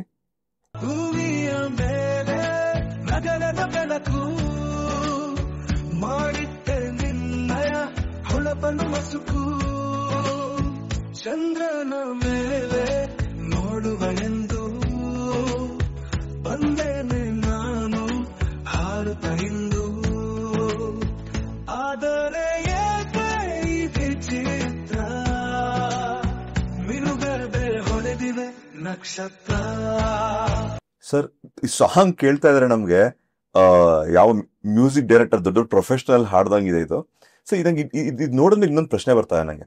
AI ಇಂದ ನಾಳೆ ಫ್ಯೂಚರ್ ಅಲ್ಲಿ ನಮಗೆ ಜಾಬ್ಗಳು ಕಳ್ಕೊಂಡು ನಾವು ಜಾಬ್ ಇಲ್ದೇ ನಂಗೆ ಆಗ್ಬಿಡತ್ತಾ ನಮ್ಗೆ? ಆ ನಿಟ್ಟಿನಲ್ಲಿ ಹೆದರ್ಕೋಬೇಕಾ AI ಕಂಡ್ರೆ ನಾವು? ಖಂಡಿತವಾಗಿಯೂ ಇಲ್ಲ. ಯಾಕಂತಂದ್ರೆ ಈಗ ನನ್ನಂಥವನು ಹಾಡು ಬರೆಯೋದಕ್ಕೆ ಸಾಧ್ಯ, ಹಾಡನ್ನು ಸೃಷ್ಟಿ ಮಾಡೋದಕ್ಕೆ ಸಾಧ್ಯ ಅಂದರೆ ನನ್ನನ್ನು ಕಾಪಿ ರೈಟಲ್ಲೇ ಇರುತ್ತೆ. ಸೊ ಈ ಕೆಲಸ ಮಾಡೋದಕ್ಕೆ ಆಗೋದಿಲ್ಲ ಅಂತ ಕೂತವನು ಕೂಡ ನಾನು ಇದರಲ್ಲಿ ಕೈ ಹಾಕ್ಬಹುದು ಅಂತ ಬರ್ಬೋದೇ? ಕರೆಕ್ಟ್. ಯಾರು ಬೇಕಾದ್ರೆ ಯಾವ ಪ್ರೊಫೆಷನ್ ಬೇಕಾದ್ರೆ ಮಾಡಕ್ ರೆಡಿ ಪ್ರೊಫೆಷನ್ ಮಾಡೋದಕ್ಕೂ ರೆಡಿ ಆಗ್ಬೋದು. Possibilities will be more. ನೀವು ಯಾವ ರೀತಿಯಲ್ಲಿ ಅದನ್ನು ನೀವು ಯಾವ ದೃಷ್ಟಿಕೋನದಿಂದ ನೀವು ನೋಡ್ತೀರ ಅನ್ನೋದ್ರ ಮೇಲೆ ಹೋಗುತ್ತೆ. ನನ್ನ ಸಾಮರ್ಥ್ಯವನ್ನು ಹೆಚ್ಚಿಸುತ್ತೆ ಅಂತ ನೀವು ನಂಬಿಕೊಂಡ್ರೆ ಬಲವಾಗಿ ಖಂಡಿತವಾಗಿಯೂ ನಿಮ್ಮ ಸಾಮರ್ಥ್ಯವನ್ನು ಹೆಚ್ಚಿಸ್ಕೊಂಡು ನೀವು ಇನ್ನಷ್ಟು ಹೆಚ್ಚು ಕೌಶಲ್ಯವಂತರ ಆಗ್ಬೋದು. ಸ್ಕಿಲ್ ಬೆಳೆಸ್ಕೊ. ನೀವು ಅದು ನನ್ನನ್ನು ಪ್ರತಿಸ್ಪರ್ಧಿಯಾಗಿದೆ ಅದು ಅಂತ ಅಂದ್ಕೊಂಡು ನೀವು ಹಿಂಜರಿತಾ ಹೋದರೆ ನೀವು ಹಿಂಜರಿತಾನೆ ಹೋಗ್ಬೋದು. ಎರಡೂ ಇದೆ. ಓಕೆ, ಏನು ವಿಷಯಕ್ಕೆ ಬಂದಾಗ ಅದರಲ್ಲೂ ಮುಖ್ಯವಾಗಿ ಹಾಡು, ಚಿತ್ರಗಳು ಮತ್ತು ಕಥೆಗಳು ಇವುಗಳ ವಿಷಯಕ್ಕೆ ಬಂದಾಗ ಇವೆಲ್ಲ ಸೃಜನಾತ್ಮಕ ಕಲೆಗಳಾಗಿರೋದ್ರಿಂದ ಕಾಪಿರೈಟ್, ಪೇಟೆಂಟ್ ಇವೆಲ್ಲದರ ಬಗ್ಗೆ ಸಾಕಷ್ಟು ಚರ್ಚೆಗಳು ನಡೀತಾ ಇವೆ. ಈಗ ಉದಾಹರಣೆಗೆ ನಾನು ಒಂದು ಕತೆ ಬರೀ ಅಂತ ಹೇಳ್ಕೊಟ್ಟೆ, ಕೇಳಿದೆ ಅಂತ ಹೇಳಿ, ಅದು ಕತೆ ಬರೆದು ಕೊಡುತ್ತೆ. ಆದರೆ ಆ ಕತೆ ಬೇರೆ ಯಾರದ್ದೋ ಕಥೆಯಿಂದ ಅದು ಕಾಪಿ ಮಾಡಿಲ್ಲ ಅನ್ನೋದು ನನಗೇನು ಗ್ಯಾರಂಟಿ. ಸೊ ಈ ದೃಷ್ಟಿ ಈ ಒಂದು ವಿಚಾರಗಳನ್ನು ಕೂಡ ನಾವು ಮನಸ್ಸಲ್ಲಿ ಇಟ್ಕೊಂಡು ಎಐಯನ್ನು ಬಳಸಬೇಕಾಗತ್ತೆ. ಸೊ ಎಚ್ಚರ ಬಹಳ ಮುಖ್ಯ. ಎಐ ಬಳಸಬೇಕಾದ್ರೆ ಎಐ ಬಳಸಬಾರ್ದು ಅಂತನೂ ಇಲ್ಲ. ಎಐ ನಮ್ಮ ಮೇಲೆ ಸವಾರಿ ಮಾಡಿ ನಮ್ಮನ್ನು ತಳ್ಳಿ ತಾನು ಮೇಲೆ ಹೋಗುತ್ತೆ ಅನ್ನೋದು ಇಲ್ಲ. ಅಷ್ಟರಲ್ಲಿ ನಾವು ಎಚ್ಚೆತ್ಕೊಂಡಿರ್ತೀವಿ, ಅದಕ್ಕೆ ತಕ್ಕಂಥ ಮಾರ್ಗಗಳನ್ನು ಹುಡುಕಿರ್ತೀವಿ. ಆ ಸಾಧ್ಯತೆಗಳು ಇವೆ, ಇಲ್ಲ ಅಂತ ನಾನು ಹೇಳೋದಿಲ್ಲ. ಆದರೆ ಅಷ್ಟರಲ್ಲಿ ಮನುಷ್ಯನು ಕೂಡ ಎಚ್ಚೆತ್ಕೊಂಡಿರ್ತಾನೆ, ಅದಕ್ಕೆ ಬೇಕಾದಂಥ ನಿಯಂತ್ರಣಗಳನ್ನು ಕೂಡ ಅವನು ಸಾಧಿಸಿರ್ತಾನೆ. ಪರಮಾಣು ಬಾಂಬಿನಂತಹ ಒಂದು ಮಹಾ ಶಕ್ತಿಯನ್ನು ಇವತ್ತಿಗೂ ಕೂಡ ನಾವು ನಮಗೆ ಬೇಕಾದ ಹಾಗೆ ಬಳಸ್ಕೊಳ್ತಾ ಇದ್ದೀವಿ. ಕರೆಕ್ಟ್. ಆ ಸಾಮರ್ಥ್ಯ ಮನುಷ್ಯನಲ್ಲಿ ಇದೆ. ಅದನ್ನು ನಾವು ಮನಸ್ಸಲ್ಲಿ ಇಟ್ಕೊಂಡು, ಹಾಗೆ ಪರಮಾಣು ಬಾಂಬು ಮಾಡುವಂತಹ ಕೆಟ್ಟ ತಲೆಯೂ ನಮ್ಮಲ್ಲಿ ಇದೆ. ಎರಡೂ ನಾವು ಇಟ್ಕೊಂಡು ಯಾವ ರೀತಿಯಲ್ಲಿ ಇದನ್ನು ಬಳಸ್ಕೊಳ್ತೀವಿ ಅನ್ನೋದನ್ನು ನಂಬಿಕೊಳ್ಳಿ. ಪರಮಾಣು ಬಾಂಬ್ ಕೂಡ, ಆಟೋಮ್ ಬಾಂಬ್ ಕೂಡ ನನಗನ್ಸುತ್ತೆ ಅದು ಜಾಸ್ತಿ ಜೀವ ತೆಗಿಯಕ್ಕಿಂತ ಜಾಸ್ತಿ ಜೀವ ಉಳಿಸಿದೆ ಅಂತ ನಂಗನ್ಸುತ್ತೆ. ಯಾಕಂದ್ರೆ ಆ ಒಂದು ಪವರ್ ಒಂದು ಕಂಟ್ರಿಗೆ ಬಂದ ತಕ್ಷಣ ಎಷ್ಟೊಂದು ಯುದ್ಧಗಳು ನಿಂತೋಗಿದೆ ಸರ್. ಆ ಒಂದು ಪವರ್ ನಂತರ ಇದೆ, ಆ ಪರಮಾಣು ಯಂತ್ರ ಇದೆ ನಂತರ ಆ ಬಾಂಬ್ ಇದೆ ಅಂದ ತಕ್ಷಣ ಪ್ರಾಬ್ಲಿ ನನ್ನ ಮೇಲೆ ಚೀನಾ ಯುದ್ಧ ಮಾಡದೇ ಇರ್ಬೋದು, ಪ್ರಾಬ್ಲಿ ನಾವು ಪಾಕಿಸ್ತಾನ ಮೇಲೆ ಯುದ್ಧ ಮಾಡದೇ ಇರ್ಬೋದು, ಅವ್ರ ಹತ್ರನೂ ಇದೆ ಅನ್ನೋಕ್ಕೋಸ್ಕರ. ಸೊ ಇದೊಂದು ಒಂದು ಪವರ್ ಬಂದ ತಕ್ಷಣ ಎಷ್ಟೊಂದು ಜೀವಗಳು ಉಳಿಸಿ ಅಂತ ನನಗೆ ಒಂದು ಭಾವನೆ ಇದೆ ಸರ್ ಇದರಿಂದ. ಸೊ ಇದು ಪವರ್ ಅನ್ನೋದಕ್ಕಿಂತ ನಿಮ್ಮ ಸಾಮರ್ಥ್ಯವನ್ನು ಹೆಚ್ಚುತ್ತೆ. Exactly sir. ಆದರೆ ಒಂದು ಎಚ್ಚರ ನಾವು ಇಟ್ಕೊಂಡಿರಬೇಕು. ಈಗ ಉದಾಹರಣೆಗೆ ನಾನು ನಿಮಗೆ ಈ ಹಾಡಿನ ಬಗ್ಗೆ ಹೇಳಿದೆ. ಈಗ ನೀವು ಮತ್ತೆ ಇನ್ನೊಂದು ಹಾಡು ಕ್ರಿಯೇಟ್ ಮಾಡಿಕೊಡಿ ಅಂತಂದರೆ ನಾನು ಕ್ರಿಯೇಟ್ ಮಾಡ್ಕೊಡೋದಕ್ಕೆ ರೆಡಿ ಇಲ್ಲ. ಯಾಕಂದರೆ ನಾನು ಅದಕ್ಕೆ ಹಣ ಕೊಡಬೇಕು ಈಗ. ಹೌದಾ? ಓಕೆ. ಯಾಕಂದರೆ ಈ ಎಲ್ಲ ತಂತ್ರಾಂಶಗಳಿಗೂ ಕೂಡ ಒಂದಷ್ಟು ಬೆಲೆಗಳಿವೆ. ನಾವು ಇಂಟರ್ನೆಟ್ನಲ್ಲಿ ಇದುವರೆಗೂ ಕೂಡ ಓಪನ್ ಅಂದರೆ ಮುಕ್ತ ತಂತ್ರಾಂಶಗಳು ಹಲವಾರು ಇರ್ತವೆ, ಅವುಗಳನ್ನು ಬಳಸ್ಬೋದು ಅಂತಿದ್ವಿ. ಈಗ ಅವು ಓಪನ್ ಸೋರ್ಸಸ್ ಅದು ಇರಲಿಲ್ಲ. ವಾಸ್ತವ ಏನಂತಂದರೆ ಈ ಆರ್ಟಿಫಿಷಿಯಲ್ ಇಂಟೆಲಿಜೆನ್ಸ್ ನಾವು ಅತಿ ಹೆಚ್ಚು ಮಾತಾಡುವಂಥ ChatGPT ಅನ್ನೋದು ಕೂಡ ಓಪನ್ ಸೋರ್ಸಲ್ಲೇ ಆರಂಭ ಆಗಿತ್ತು. ಆದರೆ ಆಮೇಲೆ ಅದನ್ನು ಬೇರೆ ಬೇರೆ ಕಂಪನಿಗಳು ತೊಗೊಂಡು ಅವುಗಳ ಇದರಲ್ಲಿ ಇಟ್ಕೊಂಡು ಅವುಗಳಲ್ಲಿ ಅದನ್ನು ಅಭಿವೃದ್ಧಿ ಮಾಡೋದಕ್ಕೆ ಬೇಕಾದಷ್ಟು ಸವಲತ್ತುಗಳು ಇದ್ದಿದ್ದರಿಂದ ಅದನ್ನು ಮಾಡಿಕೊಂಡು ಈಗ ಅವು ನಮಗೆ ಸ್ವಲ್ಪ ಮಟ್ಟಿಗೆ ಮುಕ್ತವಾಗಿ ಸಿಗ್ತಿದೆ ಅನ್ನೋದಾದರೂ ಕೂಡ ಅದರ ಎಲ್ಲ ಸಾಮರ್ಥ್ಯಗಳನ್ನು ಬಳಸ್ಕೊಳ್ಬೇಕು ಅಂತಂದರೆ ನಾವು ಹಣ ಕೊಡಲೇಬೇಕು. ಸೊ ಇದು ಇನ್ನೊಂದು ತೊಂದರೆ.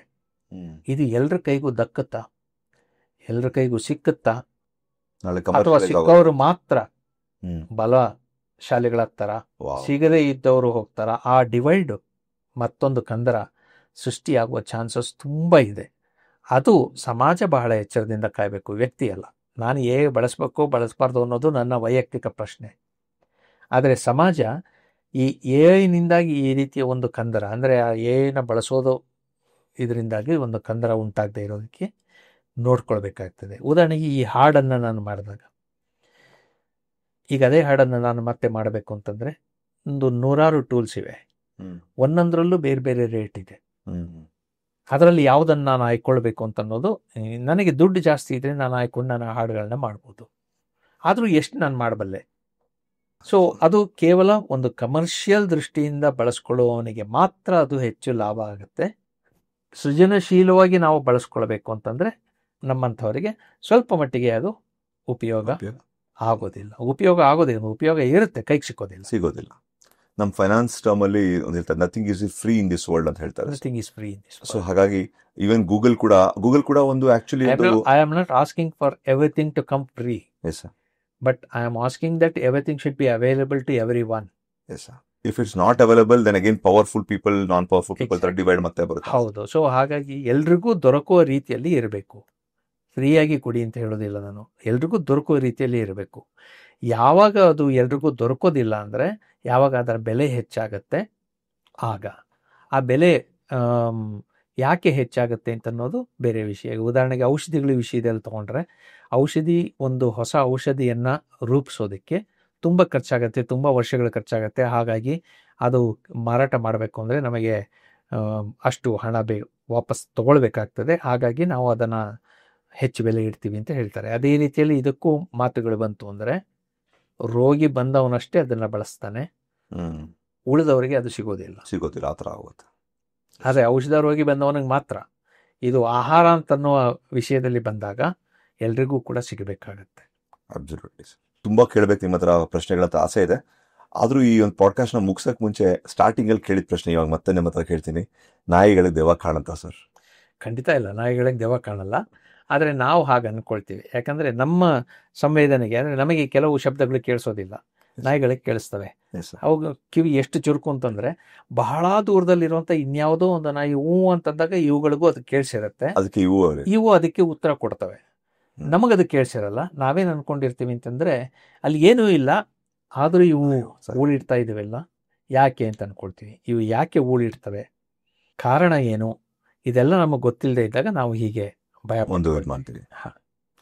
Okay sir, thank you sir. ಒಂದು ವೆರಿ ಇಂಟ್ರೆಸ್ಟಿಂಗ್ ಮತ್ತು ಜನಗಳಿಗೆ ತುಂಬ ಮೆಸೇಜ್ ಕೊಟ್ಟಿದ್ದೀರಾ. ಆ ಮೆಸೇಜ್ ಏನಂದರೆ, ದಯವಿಟ್ಟು ತಿಳ್ಕೊಳ್ಳಿ, ಅನ್ನೋದಕ್ಕೆ ಹೆದರ್ಕೊಳ್ಳೋದೆ ನೀವು. ಅಂದರೆ ಬೇರೆ ಎಷ್ಟೊಂದು ವಿಷಯಗಳಿಗೆ ಹೆದರ್ಕೊಂಡು ನಾವು ಹೆಂಗೆ ಕಷ್ಟದಲ್ಲಿ ಭಯದಲ್ಲಿ ಜೀವನ ಮಾಡ್ತೀವಿ, ಅದಕ್ಕೆ ಬದಲು ಕೂಡ ನೀವು ಹೆದರ್ಕೊಳ್ದೇನೆ ನಿಮ್ಮ ಸಾಮರ್ಥ್ಯನ ಹೆಚ್ಚಿಸ್ಕೊಳ್ಳೋಕ್ಕೆ ನೀವು ಪ್ರಯತ್ನಗಳು ಪಟ್ಟರೆ, ಪ್ರಾಬ್ಲಿ ಮುಂದೆ ಬರುವ ದಿನಗಳಲ್ಲಿ ಯಾರು ಗೊತ್ತಿರೋರು ಯಾವ ಪ್ರಬಲಶಾಲಿ ಆಗ್ತಾರೆ, ಗೊತ್ತಿರೋರು ಏನು ಪ್ರಬಲಶಾಲಿ ಆಗದೆ ಇರುವಂಥ ಒಂದು ಸಂದರ್ಭ ಬರೋ ಸಮಯದಲ್ಲಿ ನೀವು ಪ್ರಬಲಶಾಲಿ ಆಗುವ ಸಂದರ್ಭಗಳು ಜಾಸ್ತಿ ಆಗಿರುತ್ತೆ, ನಿಮಗೆ ಗೊತ್ತಿದ್ರೆ. ಸೊ ನೀವು ಪೇರೆಂಟ್ಸ್ ಆಗಿದ್ದು ಅಥವಾ ನೀವು ಮಕ್ಕಳಾಗಿ ನೀವು ಸ್ಟೂಡೆಂಟ್ಸ್ ಆಗಿದ್ರೆ, ದಯವಿಟ್ಟು ನಿಮ್ಮ ದೈನಿತ್ಯದಲ್ಲಿ ಎಗಳನ್ನ ಯೂಸ್ ಮಾಡಿ ಅಂತ ಸರ್ ಹೇಳಿದ್ರು ನಿಮಗೆ. ಅದು ಕನ್ನಡದಲ್ಲೂ ಟ್ರೈ ಮಾಡಿ ಅಂತ ಹೇಳ್ತಾರೆ. ಯಾಕಂದ್ರೆ ಕನ್ನಡದಲ್ಲಿ ನಾವು ಟ್ರೈನ್ ಮಾಡಿದಾಗ, ಟ್ರೈನ್ ಅಂದ್ರೆ ಏನು, ಕನ್ನಡದಲ್ಲಿ ಪ್ರಶ್ನೆ ಕೇಳಿ ಕನ್ನಡದಲ್ಲಿ ಆನ್ಸರ್ ಕೊಡುತ್ತೆ, ತಪ್ಪಾದಕ್ಕೆ ಮತ್ತೆ ಹೇಳಿ ತಪ್ಪು ಹೇಳ್ತಿದ್ಯಪ್ಪ ಸರಿ ಹೇಳು ಅಂತ ಹೇಳಿ. ಈ ಥರ ನೀವು ಸ್ವಲ್ಪ ಪ್ರಯತ್ನಗಳು ಪಟ್ಟಾಗ ನಿಮ್ಮ ಮಾತೃಭಾಷೆಯಲ್ಲೇ ಎಗಳು ಸ್ಟ್ರಾಂಗ್ ಆಗ್ತಾ ಹೋಗುತ್ತೆ. ನೀವು ಕೂಡ ಬಲಶಾಲಿಯಾಗಿ ಇನ್ನೂ ಜಾಸ್ತಿ ಕೇಪಬಲ್ ಪರ್ಸನ್ ಆಗಿ ನೀವು ಹೊರಹೊಮ್ಮಕ್ಕೆ ಸಾಧ್ಯ ಆಗುತ್ತೆ. ಇದು ಸರ್ ಹೇಳ್ಕೊಟ್ಟ ಕೆಲವು ವಿಷಯಗಳಾಯಿತು. ಸರ್ ತುಂಬ ಥ್ಯಾಂಕ್ ಯು ನಮ್ಮ ಜೊತೆ ಬಂದಿದ್ದಕ್ಕೆ. ಇನ್ನೂ ಜಾಸ್ತಿ ನಿಮ್ಮ ಜೊತೆ ಮಾತಾಡಬೇಕು, ನಿಮ್ಮ ಒಂದು ಟೈಮ್ ಕೊಡಿ ಅಂತ ನಾನು ರಿಕ್ವೆಸ್ಟ್ ಮಾಡ್ಕೊತಾ ಇದ್ದೀನಿ. ಒಳ್ಳೆ ಎಪಿಸೋಡ್ ಆಯಿತು. Thank you sir. ಇನ್ಯಾರು ಮೆಸೇಜ್ ಕೊಡೋಕ್ಕಿದ್ರೆ ದಯವಿಟ್ಟು ನಮ್ಮ ಆಡಿಯನ್ಸ್ ಕೊಡಿ. ಮೆಸೇಜ್ ಏನಿಲ್ಲ, ವಿಜ್ಞಾನ ಅನ್ನೋದು ನಮ್ಮೆಲ್ರಿಗೂ ಅತ್ಯಂತ ಅಗತ್ಯವಾದಂಥ ವಿಷಯ. ಅದು ಬಹಳ ಕಷ್ಟ ಅಂತಲೂ ನಾವು ಅಂದ್ಕೊಳ್ಬೇಕಾಗಿಲ್ಲ. ಅದು ಒಂದು ಕಲಿಯುವ ವಿಧಾನ ಅಷ್ಟೇ. ಆ ಕಲಿಯುವ ವಿಧಾನವನ್ನು ನಾವು ತಿಳ್ಕೊಂಡ್ರೆ ಹೊಸ ವಿಷಯಗಳು ಎಲ್ಲವೂ ಇನ್ನಷ್ಟು ನಮಗೆ ಬೆರಗಾಗಿ ಕಾಣುತ್ತೆ, ಸೊಗಸಾಗಿ ಕಾಣುತ್ತೆ. ಪ್ರಪಂಚ ಇನ್ನಷ್ಟು ಕಲರ್ಫುಲ್ ಆಗಿರುತ್ತೆ.